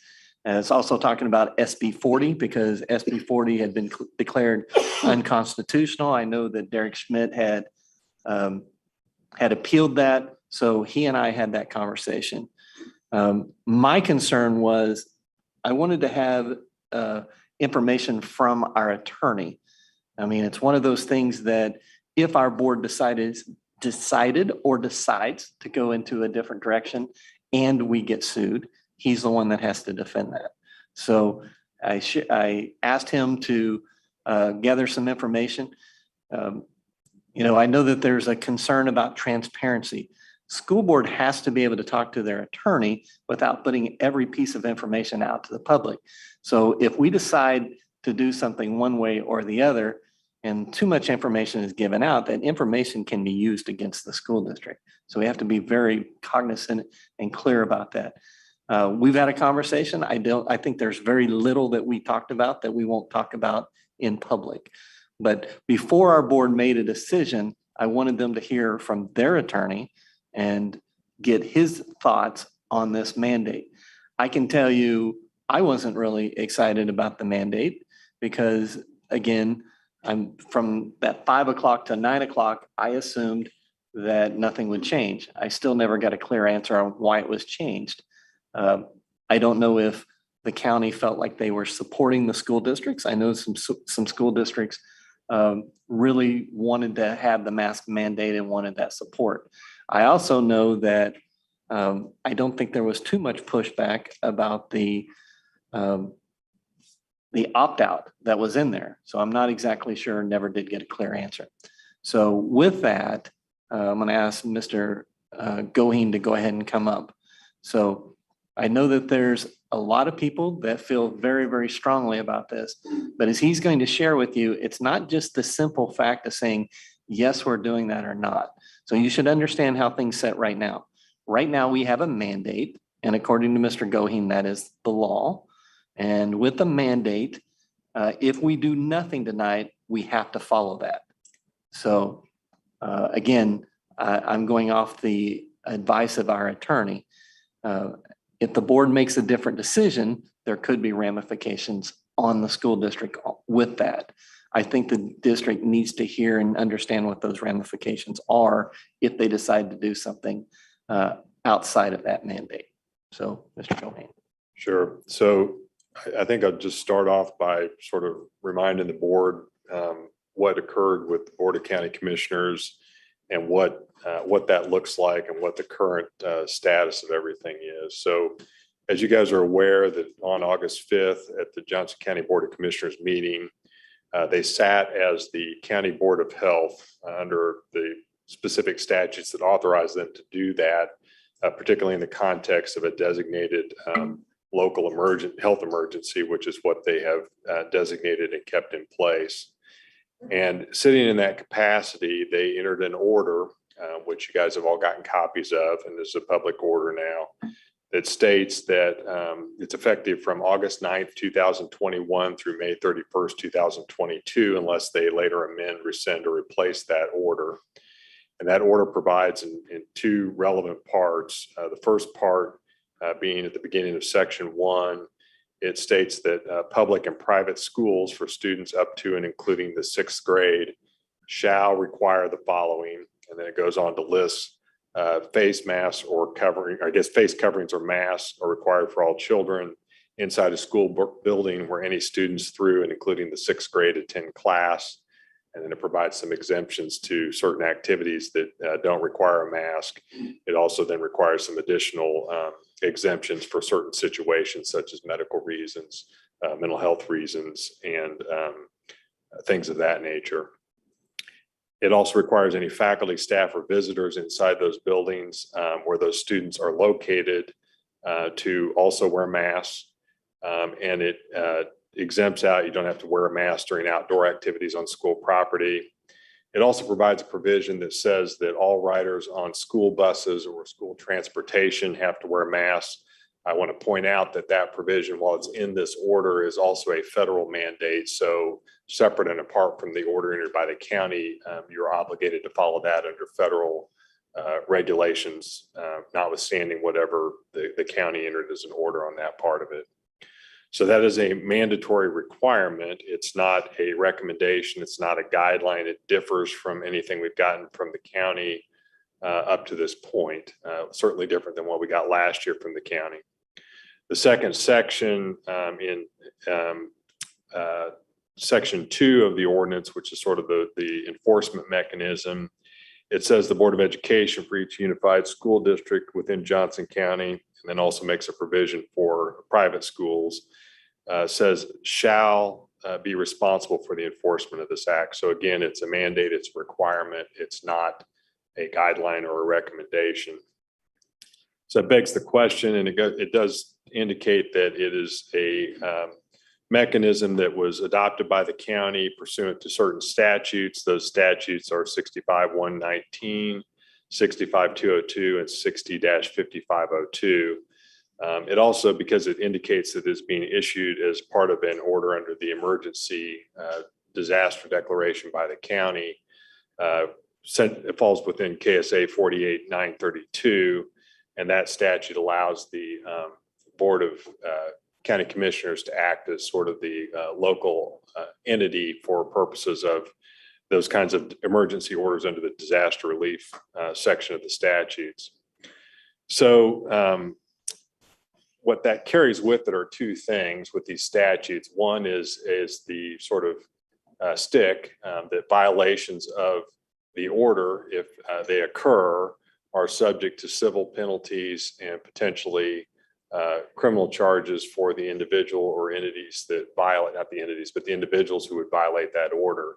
That could include public officials. It could include employees of the school district. It could include volunteers of the school district who do not follow the mandates of the order and enforce the requirements imposed by the county. Secondarily, it includes a carrot piece where under the 60-5502 portion of the order, it does place into effect that there's an immunity statute there that if you do follow the terms of the order, if the school district follows those terms of the order, that you are immune from liability if somebody sues related to a COVID issue or a COVID related issue or some incident relating to anything that is required by the mandate. In this case, the mandate primarily requires the wearing of masks by certain individuals in certain buildings of the school district. And so if somebody were to file suit or to not challenge, but allege damages resulting from the use of the mask or wearing the mask, that would be something you'd be immune to under the statute. So that's the carrot that falls into place with what the county has imposed upon the school districts. So you do run into this issue. There are mechanisms for individuals who are aggrieved of the order, still under Senate Bill 40, to challenge the county's order through an action in district court. That would be a parent, a employee, a visitor to the building that's required to wear the mask that feels they're aggrieved pursuant to the county's order, could still go file an action in court and seek to challenge that. There is a order from district court out there that has found Senate Bill 40 to be unconstitutional. That's pending on appeal to the Kansas Supreme Court at this point. So there's no final determination as to whether that is a play or not. And even if the Senate Bill 40 provisions were no longer in place or no longer effective, the provision challenging the school districts, for example, went away when the governor's declaration of emergency went away. However, that has no impact or bearing on the county's designation of emergency. And part of the issue is that as the legislature took some powers away from or restricted some of the powers and limitations on the governor, for example, the governor can't close the school districts or school buildings without specific approval from the State Board of Education. Those restrictions do not appear in the statutory language dealing with what the county local health board can do. And so the county actually has increased somewhat in terms of, not increased, but their powers have not been restricted by the recent legislation, whereas the governor and the governor's orders were restricted. So the net effect of all of that is this order by the county is in effect. It is the law of Johnson County at this point in time. And it is something that this board doesn't have the authority necessarily to overrule or challenge. Now, we've talked about, and I've heard some discussion about home rule. And so I want to talk a little bit about what home rule is and what home rule is not. And there's a pretty good Attorney General's opinion out about that you can look to. And I think I've given a copy of that to the board. Home rule is the ability of municipalities, and school districts are considered municipalities under state law, to be able to enact their own ordinances or to opt out of certain requirements that might be imposed by certain statutes and certain types of legislation or certain types of other requirements. The school districts have what's called limited home rule, so you don't have quite the full breadth of home rule capacity that a city or a county has, but you do have some ability to do that. However, in order to effectuate a home rule change or departure, it's not as simple as making a motion or saying that we are invoking home rule and making a motion. It requires a process whereby you go through a publication under the statute and under the Constitution. It takes a period of time, it takes a publication, it takes public comment. So it's not quite as simple as making a motion, and therefore, by virtue of our motion, we don't have to follow the statute. The other issue is there's never been any kind of court challenge, to my knowledge. We certainly have spent some time trying to look where you have a school district trying to effectuate a home rule ordinance of its own, challenging an ordinance that's been issued by another entity, particularly in the context of a publicly declared emergency where there is specific grant of authority under the statute, and also the emergency management plan for the interlocal groups, which are all the governmental entities of Johnson County to include the school district, that place the authority with that Johnson County Health Board, which is the county commissioners under the statute, to be the one that can make effectuating decisions in the context of that emergency. So to the extent you sought to try to pull yourself out of any obligation under this ordinance through home rule, that is something that has not been litigated. It is not something that there are court decisions about. So we would be in a spot where we would be trying to create law or defend against a challenge to the law if we did that route. Now, I will say the other issue you have there is that this is all being enacted under essentially the health codes, or the umbrella of a health code. And similar, and I think I've spoken to the board about this before, and I think I've spoken in public about this before to the board, similar to like a fire code. You can't use home rule to say we're not going to follow the fire code, and we're not going to we're going to allow our doors to be barricaded in our schools and not have access for kids to get out in the event of a fire and emergency. Same thing would go for something like if some sort of bacterial infection was found in our food kitchens or our cafeterias, and the health department came in and decided or shut us down. That's not something you could effectuate home rule and say we're not going to follow the health code health code guides that deal with the preparation of food and provision of food to our kids. So there are limitations on what you could do with even within the umbrella of home rule if it's an effective option, and it's not going to be quick, and it's not going to be something that you could do on the turn of a dime. The other point that's out there is you would be placing administrators and employees in a position where you would be essentially asking them to violate the law. The law being the Johnson County order, which carries with it fines and penalties. And so you would be placing employees, if you went that route, in a pretty awkward position where their option is either to violate the ordinance issued by the Johnson County commissioners, which carries with it civil and criminal potential liability, in exchange for an order by the school board, which may or may not have legal effect at the end of the day. And so that's kind of the lay of the land in a very short summary fashion as to what you're looking at here with this ordinance. Certainly individuals can, and to the extent they disagree with the Johnson County order, have the ability to challenge that order either in court or by seeking to have the Johnson County Commission rescind or modify or amend that order. But that is not something that this board has the power to do. So that's not really an option for the board as a whole. That's an option for individuals who are aggrieved of the order issued by the county to seek to pursue if that's what they want to do.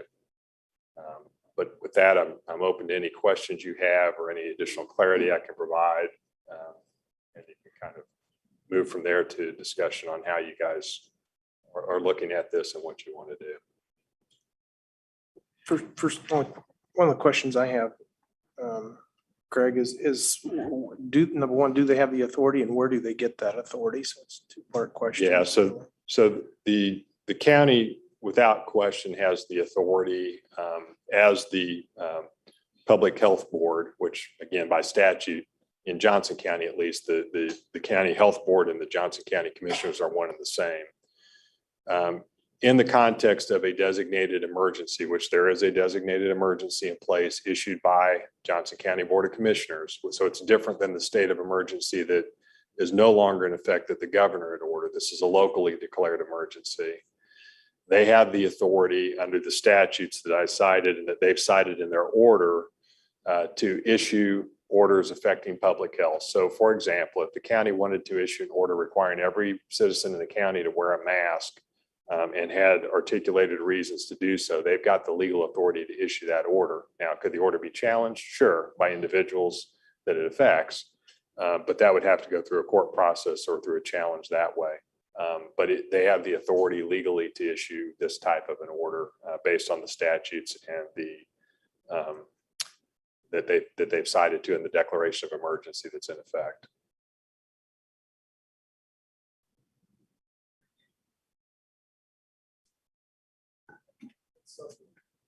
So if the health order wasn't followed, what authorities does the county, Johnson County, have to take some kind of action? What kind of actions could they take against the district? So a couple different potential options, and obviously I can't predict what the county would or wouldn't do. Right. KSA 48939, which relates to one of the statutes under which the order was issued, does provide for a civil penalty for intentional violation of an act or rules or regulations or orders that are issued under the statute. And that this is one of those orders that's issued under the statute. And that provides that if somebody violates the statute, and again, this order is directed at the Board of Education and specifically at schools and school officials and employees. So if they potentially violate the act, then they are subject to a civil penalty in an amount not to exceed $2,500 per violation. And it can be assessed in addition to any other penalty provided by law.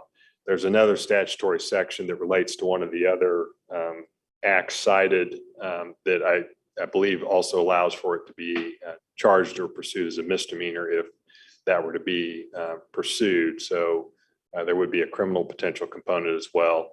Statute places the enforcement obligation on that part of it, the civil penalty, on either the county attorney or district attorney. The Attorney General also has the authority to bring an action to enjoin or obtain a restraining order against somebody who's violated the order. So those are all the pieces that go to that particular portion of the civil order.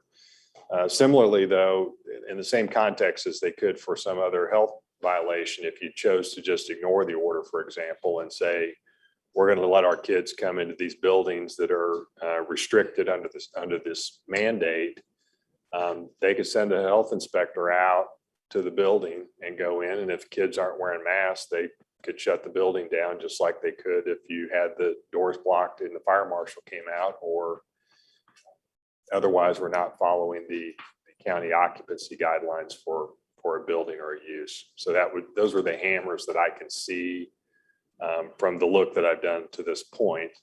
There could be some others. And again, I'm not saying that any of these would be done, but those are the possibilities.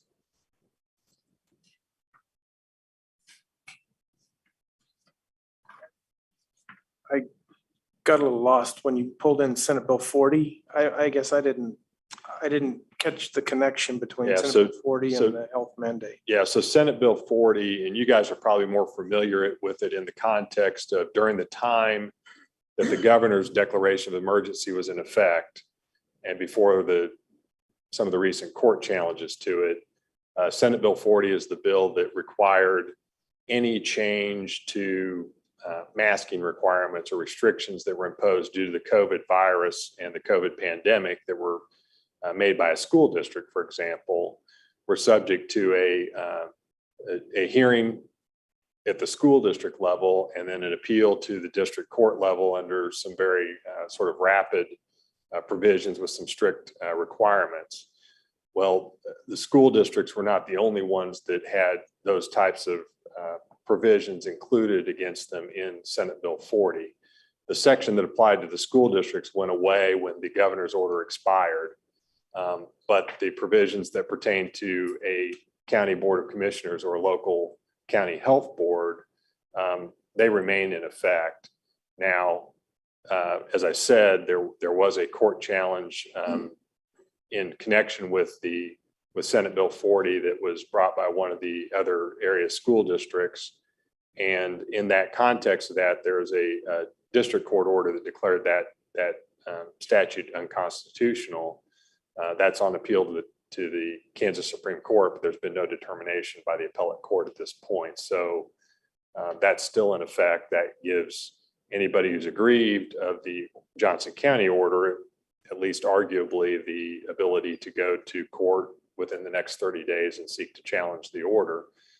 And again, there are other ways to challenge the county's order by individuals who are aggrieved of the order, aside from Senate Bill 40.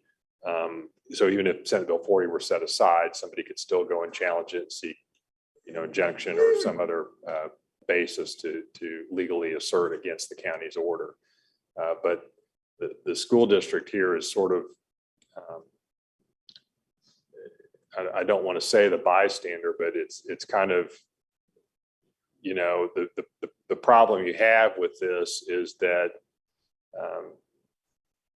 the school district or the school board really not in the person with the standing to go in and challenge that order. It really rests with individuals who are affected by the order, people who are being required to wear masks, as opposed to the board of education, which is simply being told that these individuals are required to wear a mask in your buildings and you have to enforce it.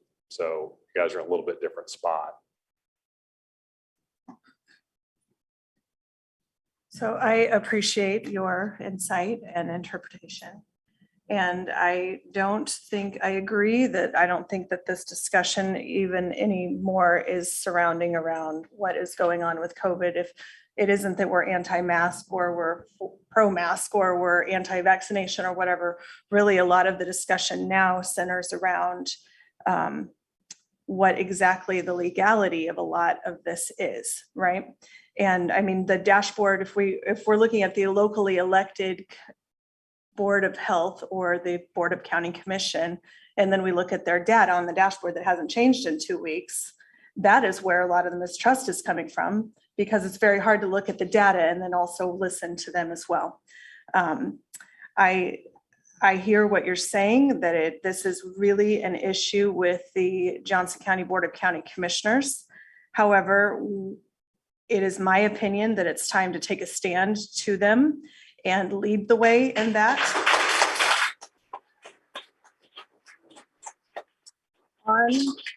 On record, and I have it in recording right here, the county's attorney and Becky Fast, when she asked, said that each school district has home rule and that they can make their own decision. I can play that if we would like to hear them say it for themselves. I don't know if that's something we want to hear, but it definitely is on public record. Let's see. Who was that? So we could look that up. So it is the county's attorney is saying that the locally elected school board has, just last week, it was buried in the agenda review, but I can.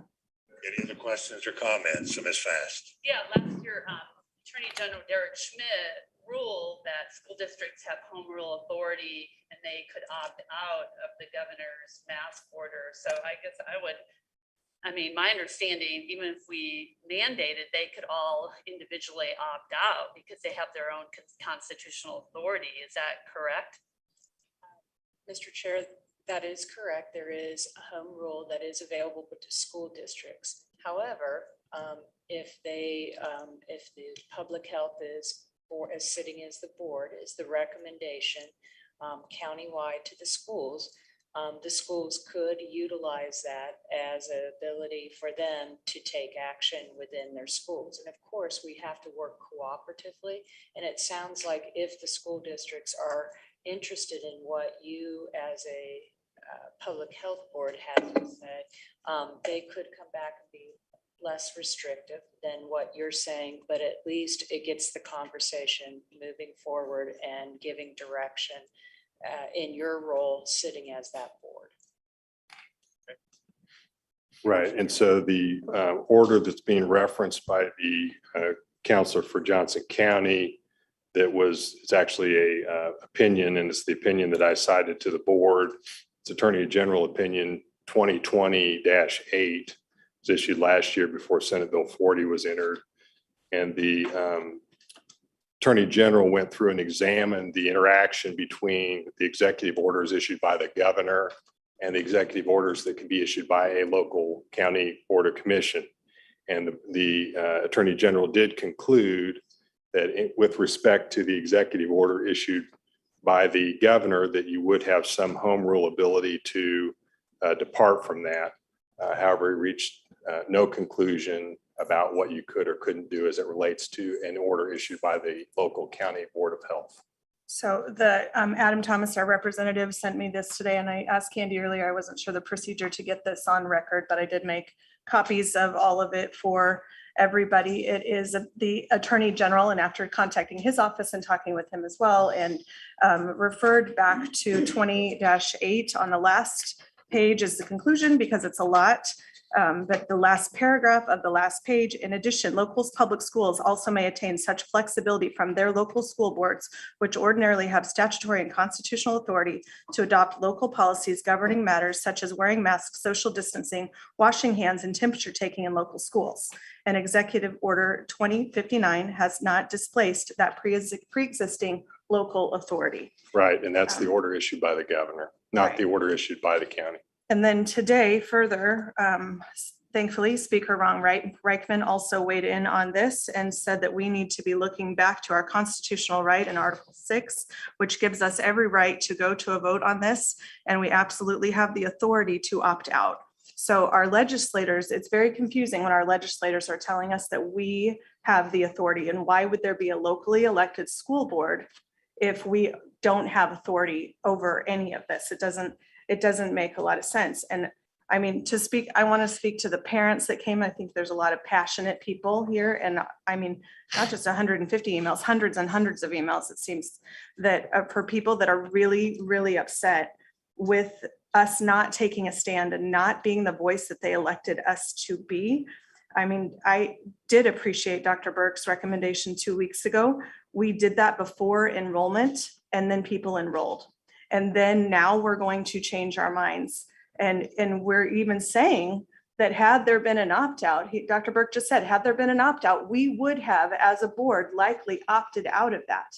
So we know that Ron Reichman is weighing in, Adam Thomas is weighing in, the Attorney General Schmidt is weighing in. I appreciate the insight, and everybody has their own interpretations. But I also think that it's important to note that the highest elected law enforcer of the land, Sheriff Hayden, when talking with him today, I asked him what would happen if this order is upheld in our district. And he said, Allie, we'll let the school districts handle this. There's nothing criminal, no law here. They need to be held accountable for the decisions they make. So he's saying that he would also direct our SROs to not help with enforcement of this. There is no enforcement of this. This is putting a lot of people in a terrible position. I 100% agree that the county is putting us in a terrible position.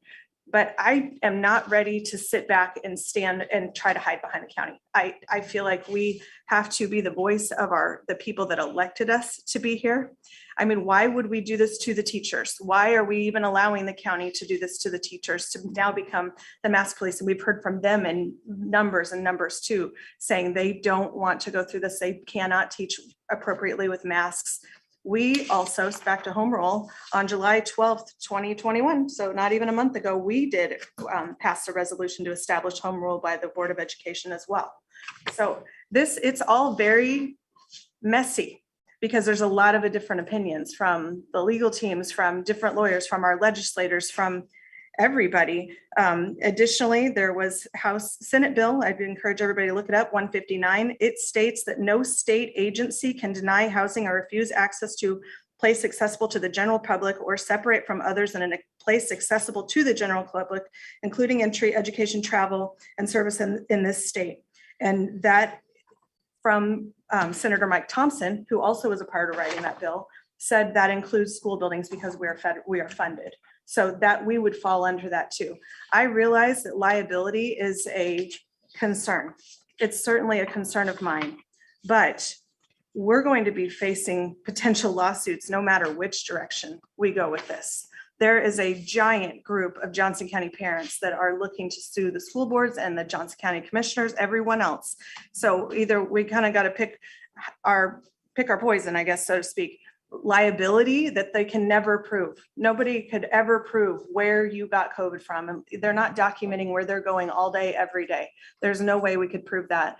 But so we can either pick that side of the law or the other side of the law. I just think it is time to stand up for these kids, for the parents, for parent choice. Stop using our kids as political pawns. We had over 100 students in our buildings every day this summer in various buildings with no masks, no mitigation, and no issues at all. At Prairie Creek, there was Y Camp. At the high school, there was all kinds of workouts and conditioning, over 100 kids daily. And I know that that's not even the conversation, but I think it's time that we stand up for these people and make sure that we are aware of the possible repercussions. One of the things that I'm very concerned about is just the demise of public education in general. There's a lot of conversation out there about vouchers and follow the kid, follow the money. And what happens when that happens is that, so people can go to private school if they want to take their kids' money there, right? Then the private schools could increase their pricing. I mean, so what happens to the less fortunate kids who don't have parents that can see this? And if we don't stand up to this now, then we should be implicated in the demise of the public school system. This is the time that we have to start taking a stand to really say this isn't going to happen. We're not going to allow this to happen. You publicly elected me to be your voice and the other 6 of us. And so this isn't my opinions. These aren't my opinions. These are Ron Reichman's, Adam Thomas, our legislators that wrote these bills. They're their opinions. And so should we go after the county? Absolutely. Should the county be held responsible? Absolutely. Why is it that just down the road, Ottawa tonight, Paola tonight, Lewisburg, all have optional mask options? But if you just go a few miles down the road, we have to mask our kids, and our teachers are telling us they don't want it. The parents are telling us they want the option. So with that, I would motion that we do not follow this order by the county.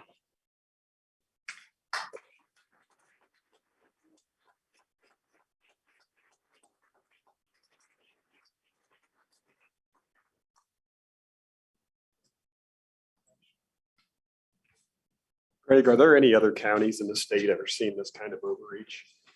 Just Johnson I County? think Johnson County is the only one to issue a mandate of this nature. There was a proposal in front of Wyandotte County that I'm aware of that was not approved. The only one I'm aware of right now is Johnson County's order that's in the form of a mandate and a requirement.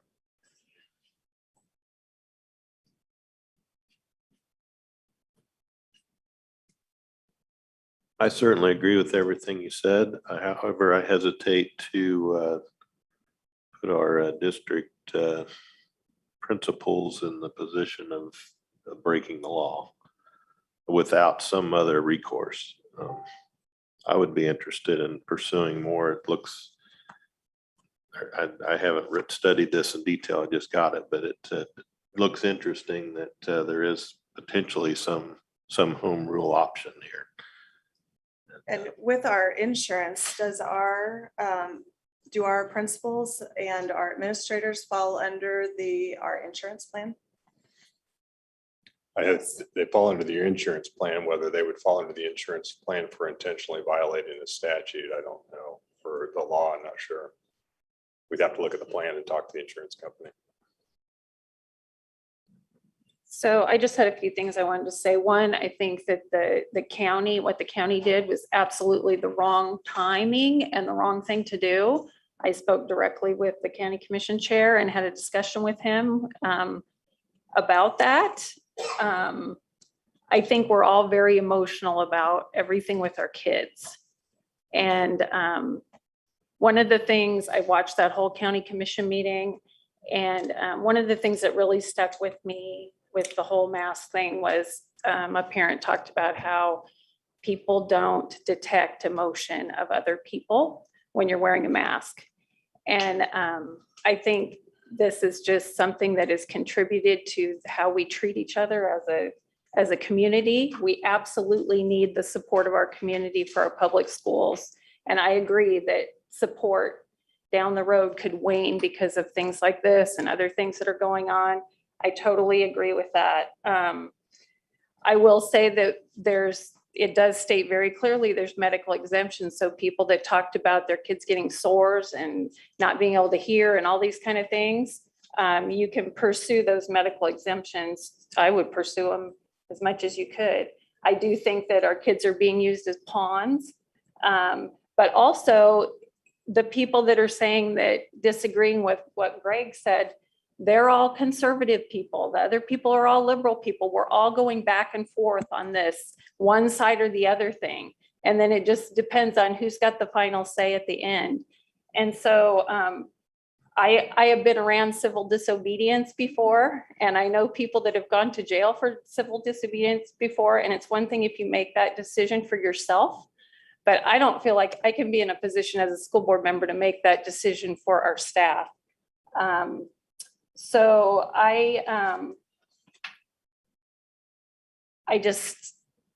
couldn't go to the point of saying that we're going to not abide by the health order, and it's not going to be popular. I know that. I also think there's something to be said about authority and how we look and respect authority. There is a time to stand up to authority, but there's also a time when we have to submit to some kinds of authority and use the right channels to object to it. So I know that's not popular, but that's my piece. The district enforced. The problem is they gave you an order, but you have no way to enforce. How can you dictate to a principal or a teacher or a nurse? Who's going to be your enforcement? Any other comments from the board? No, they're not. Any other comments from the board? So. Yes. Okay, no, go ahead. I want to hear you. I agree with every one of you guys that spoke tonight. You're spot on. I can't argue with any single point you had. I think you should have the choice. I don't understand why the commissioners have tied our hands. I think it's disgusting. I'll pull out Charlotte O'Hara. She came and spoke at the last meeting. She's got it figured out. If you want to see what's really going on, follow your county dashboards. I follow 4 of them. And that's where if you want good information, go there. If you're watching what pops up on your phone or what's on the mainstream media, you're not getting good information. You got to dig a little deeper because that's not where it's at. I got a contact at Children's Mercy. They say they're full, but they have 1 COVID case. It's RSV. And they have a big shortage of nurses, so I don't think they have every floor open because they don't have enough room. And my question is, why are these kids getting RSV in the summer? Is it because they're wearing masks? Nobody knows. So I can't go along with this mandate. I can't. But at the same time, I can't vote to ask my administrators, my principals to break the law either. I can't go either way on this one. Where can we get clarity on that? Where is that in writing somewhere? That it is breaking the law and they would be individually held accountable? I'd like to know where that's at so we can read it. I've read it to you a couple different times. It's in the statute. It's in, this is an order issued under the, and I can't remember which, I gave you the memo with it has the statute, but the statute that provides for the civil penalty is 48939. That's what the statute says. I think we need some time to look into that too. And Well, you're making the decision for other people though, as to whether they're going to we be are held liable making or a not. decision for a lot of other people. Yes. And I agree with that. This is one of the most difficult decisions we've made. I mean, we've made a lot of them over the last 18 months. Some forced upon us like this, some that we've taken leadership roles in making. I think the county commissioners overstepped their bounds on this. I think that it should have been left up to us, which we made a decision 2 weeks ago on how we were going to proceed this year with optional masks. However, one of the things that was in that order, or the plan, excuse me,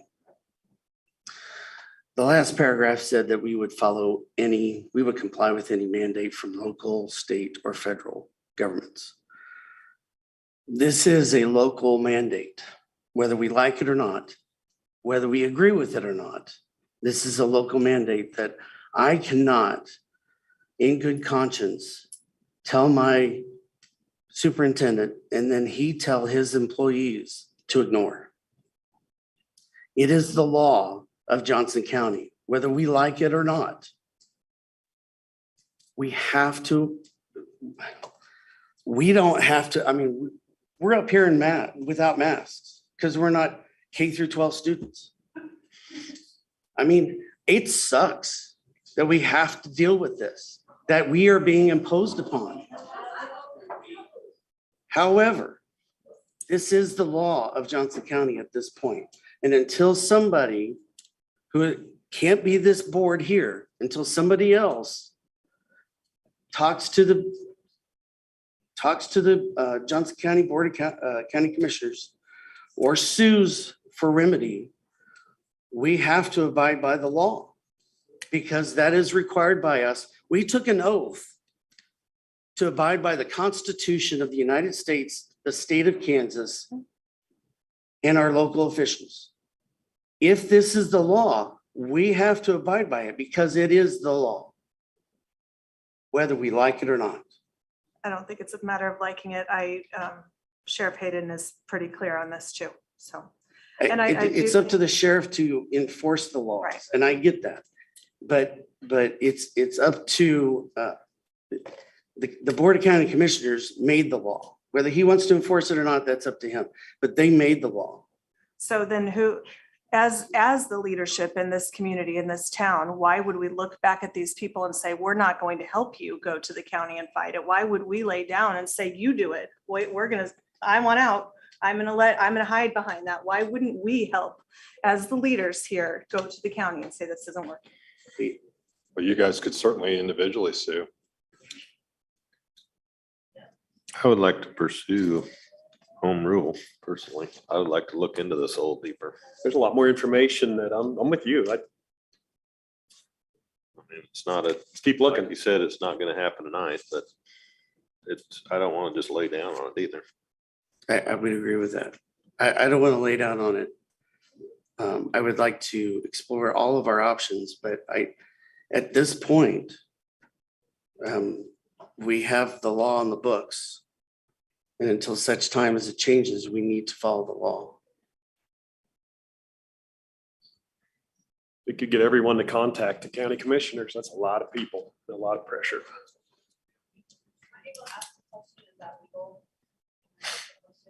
Is it possible for us to connect the other school districts that are following the home rule or that are choosing to opt out? And I mean, they're clearly for it, they're okay with it, they're gonna go for it.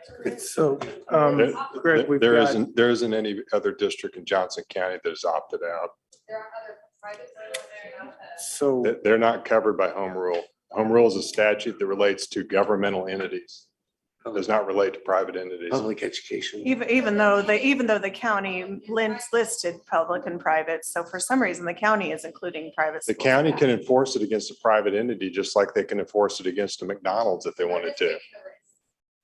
Yeah. I don't know what they're doing. I don't know what they're doing, but they're not using home rule. Home rule is a statutory provision available for a governmental entity.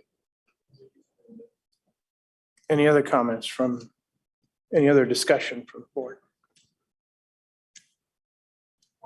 The only other thing that I have questions on, I guess it would be for Dr. Burke, is enforcement and opt-outs. And I know that Olathe and Shawnee Mission have an opt-out form right now on their websites. Is that something we can get put up on our website so that We can create an opt-out form so that parents have a physician that can sign off on that, whether it's a mental issue, whether it's a physical issue, anything that a doctor that will sign. We would allow a PA, a psychologist. We're not going to accept just a counselor or a therapist, but what it about if needs it's to a be- religious exemption? Is that? I don't believe the religious exemption falls under this. Yeah, it's not under this, it's not under the If you ordinance. read in the order, there's not a religious exemption for. I really. It hate basically, this- let me finish. this- It basically says if you're practicing a religious, I don't. It's I can't- basically like, yeah, there is a statement in there that has something to do with, for a religious practice or activity or something like that. Yeah, but it's not like you just can't wear it all day long. It's if you're in a religious situation, Ceremony. Okay. like a practice or something. And then what will the procedure be? I mean, honestly, I'll be the first one to say the amount of parents saying that they want to just send their kids to school. I hate that for the kids. I mean, my 9-year-old isn't going to probably be strong enough to say that to his teacher, for example, maybe high schoolers. But what will the repercussions be? What will the procedure be? It's not going to be much different than it was last fall. I mean, last spring. So if a student was not wearing a mask and we asked them to continue to wear a mask, at some point it's going to be considered defiance. And so at that point, it's a disciplinary issue. So, or get a note. So, I mean, we're all of a sudden, we're acting like we haven't dealt with this before. We've dealt with this I think before. we're going to deal with it in mass Well, quantities is the difference. All you're doing then is putting a lot of pressure on Right. your teachers and your administrators. And I The agree, people- that's not The fair. people, let me finish. I didn't interrupt one of you while you were talking. Why are you interrupting me? I was very respectful to you. Why are you doing that to me? So what I was saying is, what you're doing is putting a lot of pressure on your teachers and your administrators. The people that you're mad at is the Board of County Commissioners. They're the ones that made this decision. All of a sudden, you're asking other people to take it upon themselves to do what we feel is breaking the law. Now, I agree with you. I don't like this, but I'm not going to any of you saying, hey, put your career on the line, put your house on the line, put your family on the line because you disagree or I want you to do something. So that's what you're asking our administrators to do. So I want you to think long and hard about that. This isn't just a very simple thing that just says, just defy it. Because I can tell you what, I don't think any of you are going to sign your house over right here to me. If I get sued and I end up going to jail, I'm going to have to fight that. Whether at some point, these people here, that insurance money will run out. So I want you to know very deeply that I consider this very strongly. So you're asking me to do something that many of you yourselves wouldn't do, unless you want to sign your house over to me, and then I'll certainly do that. So let's not be rude. No one's happy about this. Matter of fact, I went thinking that this was going to be an opt-out. I didn't ask for this, but I do have to follow the law. And if kids decide and you send your kids and make them defiant, then we have to do that. Just like we have dress codes, just like we have other things that we have to do. Whether you like those rules or not, those are the rules that we have to follow. So we will have an opt-out. Most of you have doctors that would write you a note very quickly. You have local PAs that would write you a note very quickly. So if you have that, I don't know why you wouldn't go and get those very quickly. You can get them within the next couple of days. Then your children don't have to do this, and then you don't have to have your children be defiant. So all you're doing is asking us what the rules are. We're telling you what the rules are. Why are you putting a bunch of pressure on your friends and neighbors? I want you to think about that. You're not mad at us. You're mad at somebody else. So think about that. I don't like the pressure put on the kids. That's what I was trying to say. Be clear about that. I don't like the pressure. I mean, I don't know that I want to, my personal mom opinion, and I'm not going to send my kids and tell them to not listen to their teacher when it's not the teacher's fault. It's not the teachers or the administrators or whoever. Really quick, Greg, I wanted to write down so I can look up the, what you said the numbers were to that statute. It's 48,939. I think it's in the folder that we gave you. We will have an opt-out form on the district website by the end of business tomorrow. Thank you. Any other discussion from the board members? I just have one thing to say that whoever at the federal level wrote this for the school buses never rode an unair conditioned school bus in Kansas in August for an hour. That is just, that's Well, not that's gonna be a- any fun. That's a second piece of Yeah. this. Yeah, I agree. But that's a federal mandate. Yeah, I know, Yep. they That's they not don't think about that. necessarily linked to. So I do have a question on that. Since we have a federal mandate for all of our students, and this is K-12. So even the high school students that ride the bus, they have to wear a mask whether vaccinated or not. Will the opt-out form be available for them? Will they be able to opt out from a federal mandate? We're gonna have to check on that one because we're not. I'd have to double check the rules. I think they've got some similar provisions for medical reasons and some of the other stuff that exist under the ordinance, but I'd have to pull up the regulation to just look at that one way or the other. I don't know if we can get Yep. that by the end of business tomorrow, That's because that's fine. federal. Sure. I So- just, I'm putting it out there that everybody knows that if your child is riding a bus, then you have to wear a mask. Well, I know that a couple of you said you wanted to research some things. I think it would be important also to research the Kansas Constitution, Article 6. So as you're looking things up. Yep. Read it today. And you guys out there, if you've read the mandate, the definition of a mask is very loose. It says factory made, sewn by hand, or can be improvised from household items such as scarves, bandanas, t-shirts, sweatshirts, or towels. Yeah, exactly. Well, It's not us. It's not us. Any other discussion? I think I have one last thing to say. I promise it's the last thing, I think. I don't think it's about the masks at all. I don't think that everybody is upset about the mask. That it's not that, it's the overreach and the slippery slope that we're on with the county having this much control inside our schools. That's what it's about.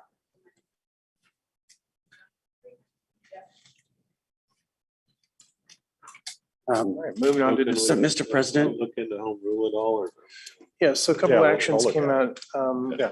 Give Greg direction to look into options and potential for the use of home rule. Sure. What was the other? sir, I have a question. We have Insurance.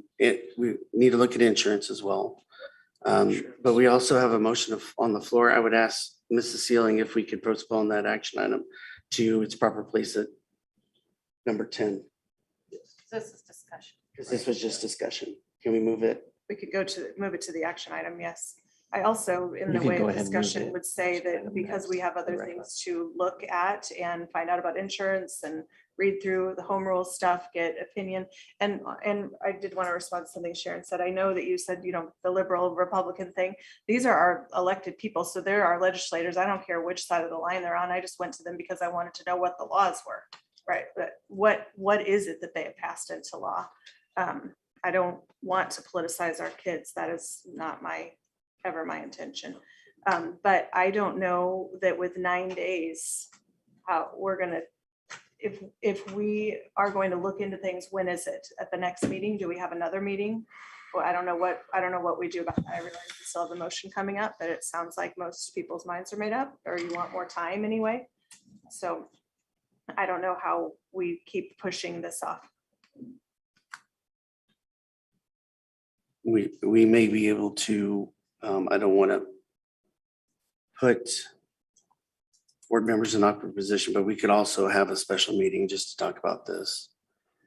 if we get all the information back before school starts. So I do feel pretty strongly that we do, when we go to the action item and vote, that is important. The reason I want it as an action item is that I think that we deserve the transparency to the public on where each one of us stands. One of the things, Greg, that I would like for you to look in, it sounded like some of the private schools are taking a stance and let's see what status that is. And it sounded like some other counties, some schools in other counties were going against their mandates. Can you check? There into is that? no mandate in any other county. It's the schools that they're referenced are like Ottawa and Lewisburg, and they Yeah, don't they're have. in Miami. Yeah. They're So not nowhere in- else in the state of Kansas is our mandate. Okay. So there are, at least at this point, there are no other mandates similar to what Johnson County passed in any Kansas county that I'm aware of. And so anybody that is doing like an optional or that's not governed, I mean, if you weren't governed by this, you go right along with the plan you guys had at the last board meeting, and that'd be that. So it's only where you have an actual mandate, like it's been issued here, that you have this tension between the authority of the local health authority, which in this case is the County Board of Commissioners, and potential for the schools. I don't know what the private schools are doing or not doing. I can call and ask what they're doing. But they've got a slightly different set of rules that apply to them, just like they're not regulated in the same way by the State Board of Education you guys are. So, Could we ask the Attorney General for a written statement on this?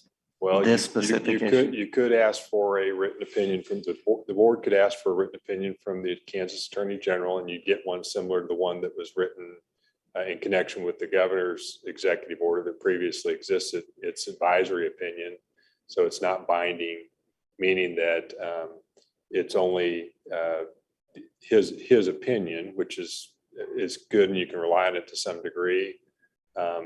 Ultimately, you'd have to test any opinion by any lawyer, including myself, in court, and a judge would tell you whether you're right or wrong at the end of the day. So you certainly could do that if that's what you want to do.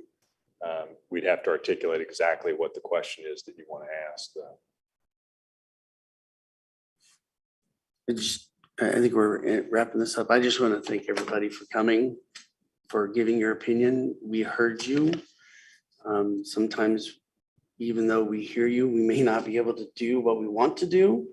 But I heard you loud and clear, and thank you for coming and thank you for speaking.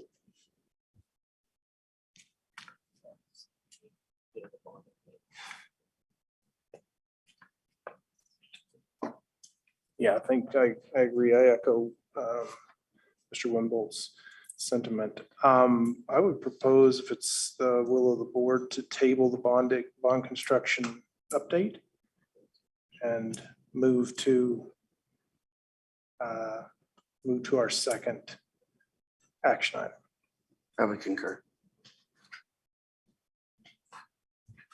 Concurrence? Do they need to vote on that? Or can they just? Chair could move it. No, they don't have. We can table it. Okay, so table that until our next regularly stated. Sorry, meeting. Tim. Moving on Potentially a to. special meeting. Moving on to our second action item, around on the Board of County Commissioners mandate, federal mask mandate for buses. I thought that's what we just did. We didn't, there was a discussion. This is an action item. Right. What was the motion? So, I thought we just said we were I gonna. would- She'll need to make her motion.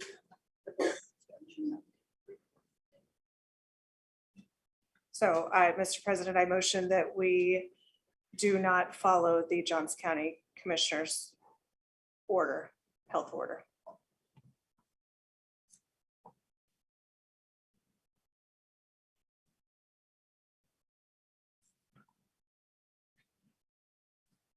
Motion on the floor, right? Motion on the floor to not follow the Johnson County order, mask mandate.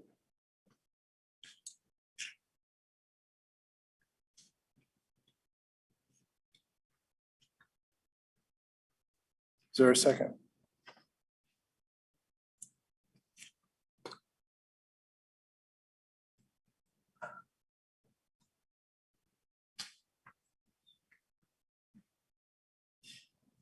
Being no second, There is no second. The motion fails. moving on to informal discussion presentation, critical race theory, Mr. Anderson. Yes. So I can gather my thoughts here. Thank you.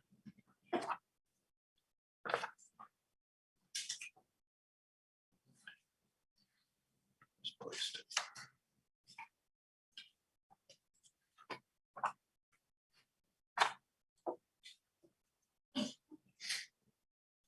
So I just wanted to talk a little bit about this. I've been seeing it in the news a lot, and a lot of different states have had, a lot of different school boards have been pushing this. A lot of different districts have been pushing this. CRT and its more popular, highly controversial 1619 project seeks to recast America's history on the claim that the United States was founded and remains today a racist nation. The 1619 project version of history has been debunked as a myth on many times over, yet it still persists.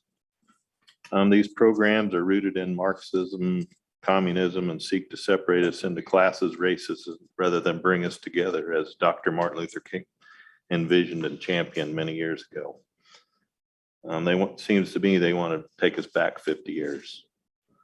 While CRT is not an approved Kansas curriculum, there are several reasons to be concerned. The NEA 100th Representative Assembly in July adopted a measure to help members fight back against anti-CRT rhetoric. Additionally, DE&I programs, diversity, equity, and inclusion programs are being used to push CRT ideals and divisions and have been called CRT light by some. Say that again? I didn't catch what you said. DE&I, it's diversity, equity, and inclusion. That's kind of a new term that's being used a lot in a lot of different places. And while on the surface it sounds good, it still has some roots in CRT.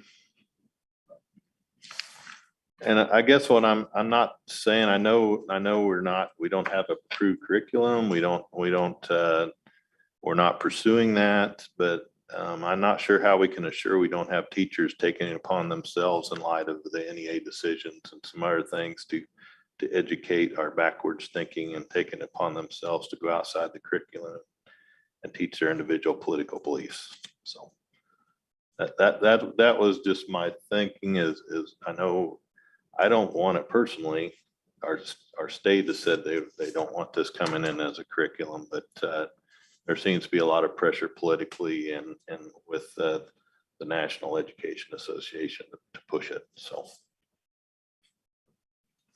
I think that not sure locally, what I want us to do other than how, I'm just asking how we're going to protect our students from that. I think that probably the best example of what Nels is talking about with diversity, DEI, I guess I can't speak for everybody, but I definitely want diversity in our school and equity and inclusion and all of that. But I think probably one of the biggest examples, and it's just happened in the last few months within our county, very close by, Blue Valley Southwest, probably the closest high school to us. And they had a recorded assembly that was about 20 minutes long, recorded because it was COVID, in the middle of COVID. So they put it out to all these students and the parents. And I'm happy to send it to Candy. We can put it in the library, I guess, maybe.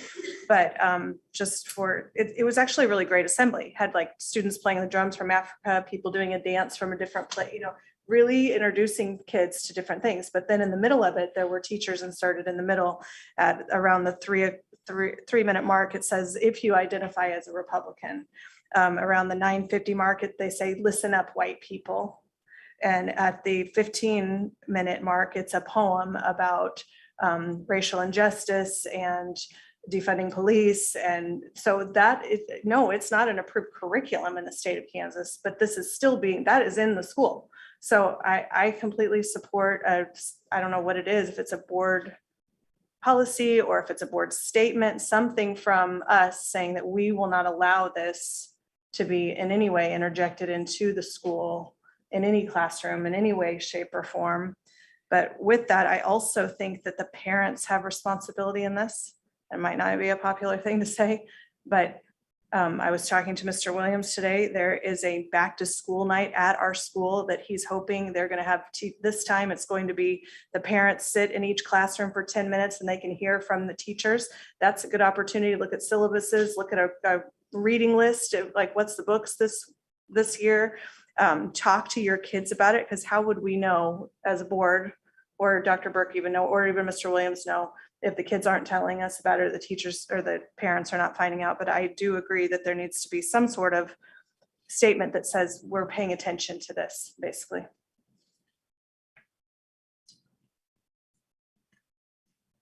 I also I ran across, just kind of popped up on my, one of the news feeds that I get on August 5th. So this is very recent. There was a whole article on Yahoo News about our local congresswoman that has a private Instagram account that has critical race theory writings referenced there, and promoting a list of books that were critical race theory resources. So I think it's coming from some different places, and we would probably be wise to guard our kids against that kind of thinking, in my opinion. I guess it's good to have an awareness. If you don't know what it is, you better find out quick. But if you do see it, you'll know it. It's very subtle. It's around you. If you're not watching, it will go right by. I don't know. I appreciate you putting this on, Nels. It was not something I knew much about until you put it on there and started looking into it. There's a guy out of Chicago that's been really involved in it and sent some letters and suing his kid's private school. He's got a very good manuscript about what it is and what's going on, and I could dig that back up, but it's been a while. So what is it that we need to ask, or give, what direction do we need to give to our administration, to the superintendent on what we want to have happen, what actions, what guidance we need to have a little more specificity about what actions we want him to take, so that he's not, floating around. Could we maybe, I guess, see if we've got any policy that covers this right now?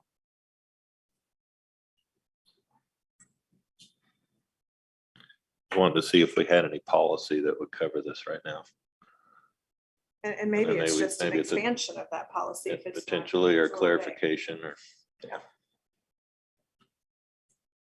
Does this typically come in through your history class, social studies? Where's that? Could be anywhere. It could be just about anywhere. I mean, Anywhere.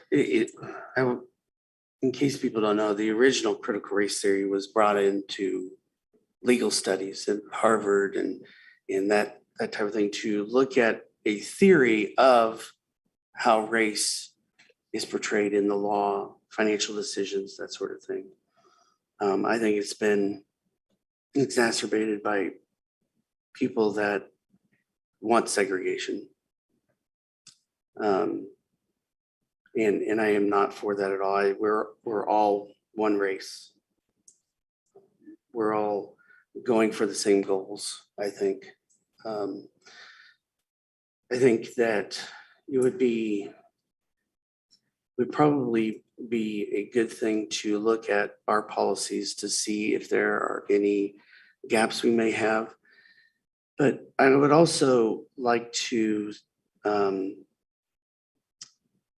call on our State Board of Education, or even us as a board, to really start looking at history. How much history are we teaching? We don't teach the finer details of history. We skip across, unfortunately, we skip across in a lot of ways Frederick Douglass or George Washington Carver, or any number of the 14th Amendment, the 15th Amendment, how we're doing those things, how it came to be.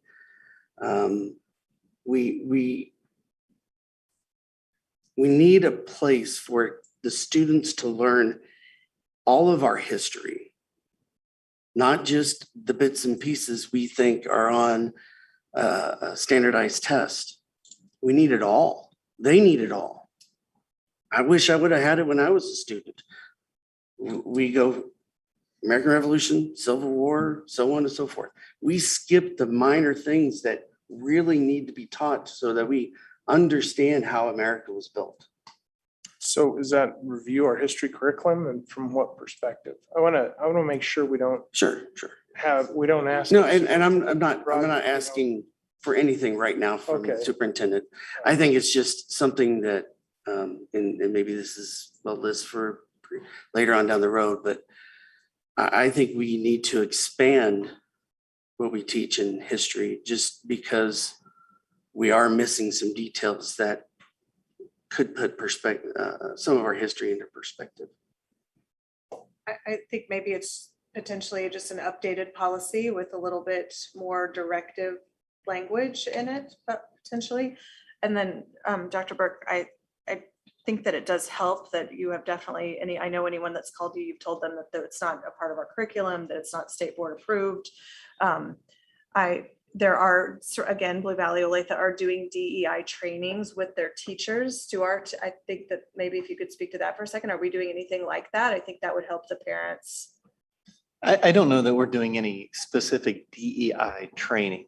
I mean, it's a sticky wicket because one of the things you want is every child that comes in our school to feel welcome and safe and to be able to get education and safely, without pressure. I can't think of any specific program that we're using that would be diversity, equity, or inclusion. I mean, we talk about being welcoming and making sure that, any student, whatever race or country or gender or whatever, we make sure that they feel safe and welcome in our schools. But Brad, I don't know that we've done any kind of specific DEI training. Matter of fact, we've probably been criticized because we haven't done. Right. Yeah, not that I'm aware of with our staff, but again, we're talking about two completely separate issues. We're talking about having respect for all peoples and make sure that everybody's treated with dignity versus a legal theory that is taught in some universities or law schools or something else. It's happening though. I mean, that the Blue Valley DEI training in that is exactly what Nels was talking about with CRT. That people think CRT is, and it talks about specifics. And there's copies of it all over the place because there's a parent that found the training and stood up at their board meeting and read it out loud. So I think that is where, that's close to us. So our parents hear about this stuff too. I can tell you there's no training for our staff related to CRT. None. Okay. Thank you. I mean, we haven't done DEI, but if we did, it would focus around respect for students, diversity, respecting the diversity and diverse viewpoints of kids, and making sure every kid was treated with dignity. Some of the things that you even talked about, that would be what would be sent around, not CRT. Right. I think the two terms are getting very intertwined, and that's unfortunate because we do all want diversity and equity and inclusion, but I think the public feels like sometimes CRT is being hidden into DEI. So I just want to be clear about that. We would have no intention to do that. Yeah, and I think Keep there's those as two even, very separate concepts.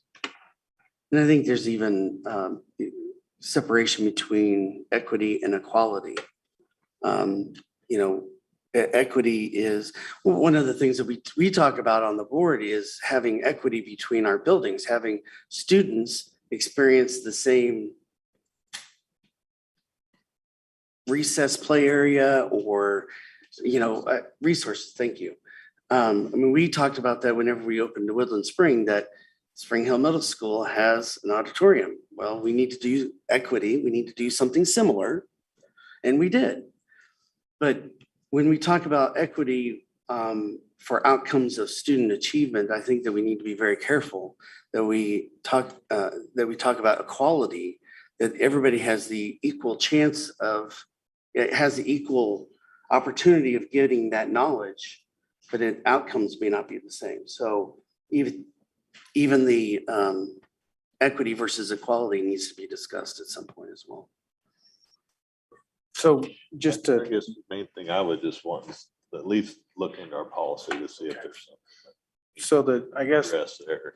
Bert, the guidance would be to review policies that may touch on this in an ambiguous way, and we can. There's some stuff about politics, but it's more use resources to promote a campaign or something. It's not necessarily about promotion to students or something. All right. Do you need anything else from us? You need any more different direction? If we need something very specific, I think we can call Mr. Anderson or Ms. Sealing or Mrs. Mitchell. Okay, good. All right, moving on to board work calendar. No, future meeting items from Board of Education members for future meetings. Anything to add? Jason, did you want to add? Not at this time. Okay. I want to see what we get through first. And Any other items from Board of Education members for future meetings? so I have on here research alternatives to board docs. Whenever I brought that up, Candy said that she was already looking at that. I'm not sure where to go from here. Yeah, Katie and I did look at it. Okay. We have no objection. But at the time, trying to get our director of technology was snowed. And we didn't really think it was a fair option to try to get him to look at that time. So I would say that anytime that Mr. Elliott has time to look at it, then we could probably pull in. Okay, maybe that's the direction that I would We give could us. pull in the company that you suggested to give us an overview. Okay. I can bring up first September meeting to talk about alternatives to board docs. I know there's one, just as an informal discussion. Okay. That there are first meeting in September. I just want to make sure she heard that. Yep. And that there are alternatives in, I mean, is the board willing to explore those? That's what I'm going to talk about. Okay, any other items for informal discussion for future meetings? Moving on to board work calendar, Dr. Burke. Yeah, budget hearing will be a little bit delayed because of the state and a lot of the things that we've been dealing with that. Doug has shared that with you. So that'll have to do with that. Opening day's breakfast is Tuesday, start at 8 a.m. You're all more than welcome to come in. It was kind of fun today. We had 60 some odd new staff came in and got to welcome them, but now on Tuesday, not tomorrow, a week from Tuesday, we'll have everybody. And so please let us know if you're going to be there so that we can recognize you. Sometimes you guys come in the back and I want to make sure that we take that time to do that. Yeah, it'll be at the high school auditorium. And then some of this other stuff is boardmanship, goal setting training, district goal. I'll probably need to talk to you a little bit more about coming up on your retreat or whatever we're calling that work session on the 30th. So I'll talk to you more about that. But we're right where we should be. All right, very good. Committee reports. I don't think other than most everything's adjourned except for rec commission, library. I will be attending the National School Board Association's leadership seminar, summer leadership seminar this weekend. Only the participants on that are the current president-elect, and president-elect designee for KASB. And that'll take place in Louisville this weekend, where we'll probably have some conversations about equity there. So I'll bring some of that back. Good. Any other committee reports? Superintendent report, Dr. Burke. Yeah, one of the big things is there's going to be a lot of work going on in Webster. Webster's kind of torn up. That's on our district website. I think we sent some information out. As much as we'd like to control that, we really can't. And we're very excited that the city is working on Webster. We'd be happier if it was done before school was going on, but they have their timeline and they're doing this best they can. They are communicating with us and working with us, so I do appreciate that. The 8:30 work session. I know that one of the things that the board has talked about is maybe getting some information about the real world learning and maybe what that'll look like. What else did you want to, I really don't have the agenda for that. What was the first one? What'd you say? The real world learning, part of that institute, the planning. We'll be sharing some information about that with you. Yeah, that was actually, I went with Dr. Burke and Mr. Wilson to that. That was an excellent conference. The thing that I got out of it most was every single school district there's 31 school districts participating. Everybody is willing to share what they're doing. Everybody's helpful. They're definitely, I mean, we only have so many businesses we can work with. And so everybody's like, hey, here's my contact at Garmin, or here's my contact at this other place. And it's just spreading the wealth of internship opportunities is something that every school district was talking about. And then they also talked about teacher externships, which I thought was interesting, where they go in and do some of the work so that they can experience what's going on and then take that back to the classroom, which was very, very cool. So there's a lot to discuss on that. The other thing that we had on the agenda is to give you an update on the strategic planning that's going on in the buildings.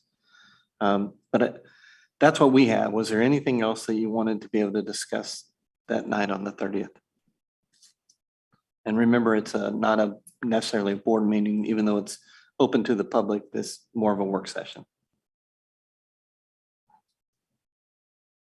I think that covers, I think there's a lot of discussion that we can have around both of those. Okay. So With that, I'm finished. all right, very good. Moving on to executive session.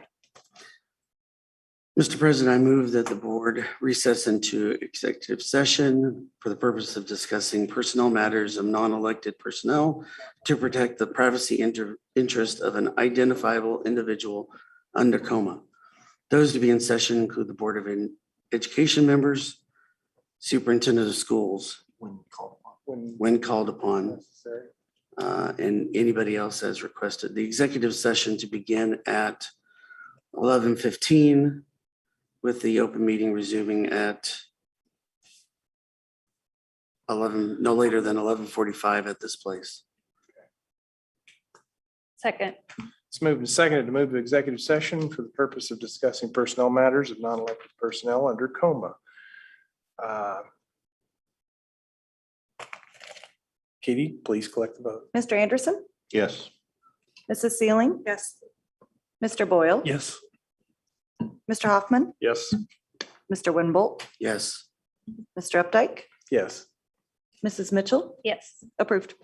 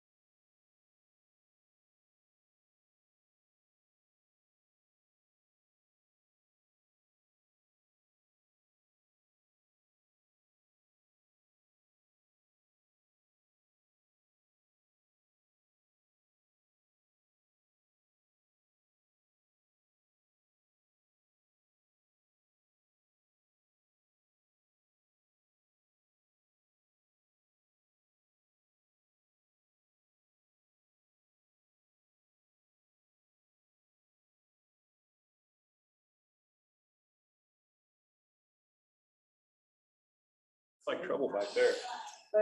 Mr. President, I move the board extend the executive session to no later than 12:30 a.m. Tuesday. Second. Moved and seconded to extend executive session to 12:30 a.m. Tuesday, August 9th. 10th. Katie, please click the vote. Mr. Winbolt, Yes. Mr. Updike, Yes. Mrs. Mitchell, Yes. Mrs. Sealy. Yes. Mr. Hoffman, and Mr. Boyle. Approved.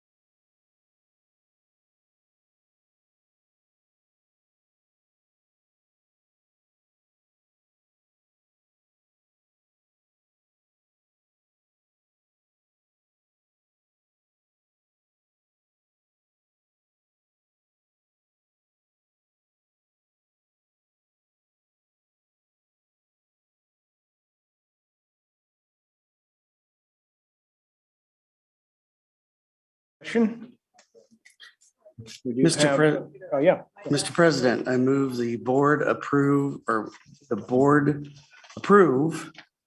the same percentage raise for the superintendent as certified staff received and extend the contract of the superintendent for one more year.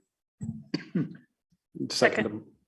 It's moved and seconded to provide the same percentage raise to our superintendent as certified staff and extend the superintendent's contract for one more year. Final discussion or comment on the motion? Katie, please collect. the vote. Mrs. Sealing? Yes. Mr. Boyle? Yes. Mr. Hoffman? Yes. Mr. Winbolt? Yes. Mr. Updike? Yes. Mrs. Mitchell? Yes. I'm sorry. Mr. Anderson? Yes. Approved. Move to adjourn. We're adjourned.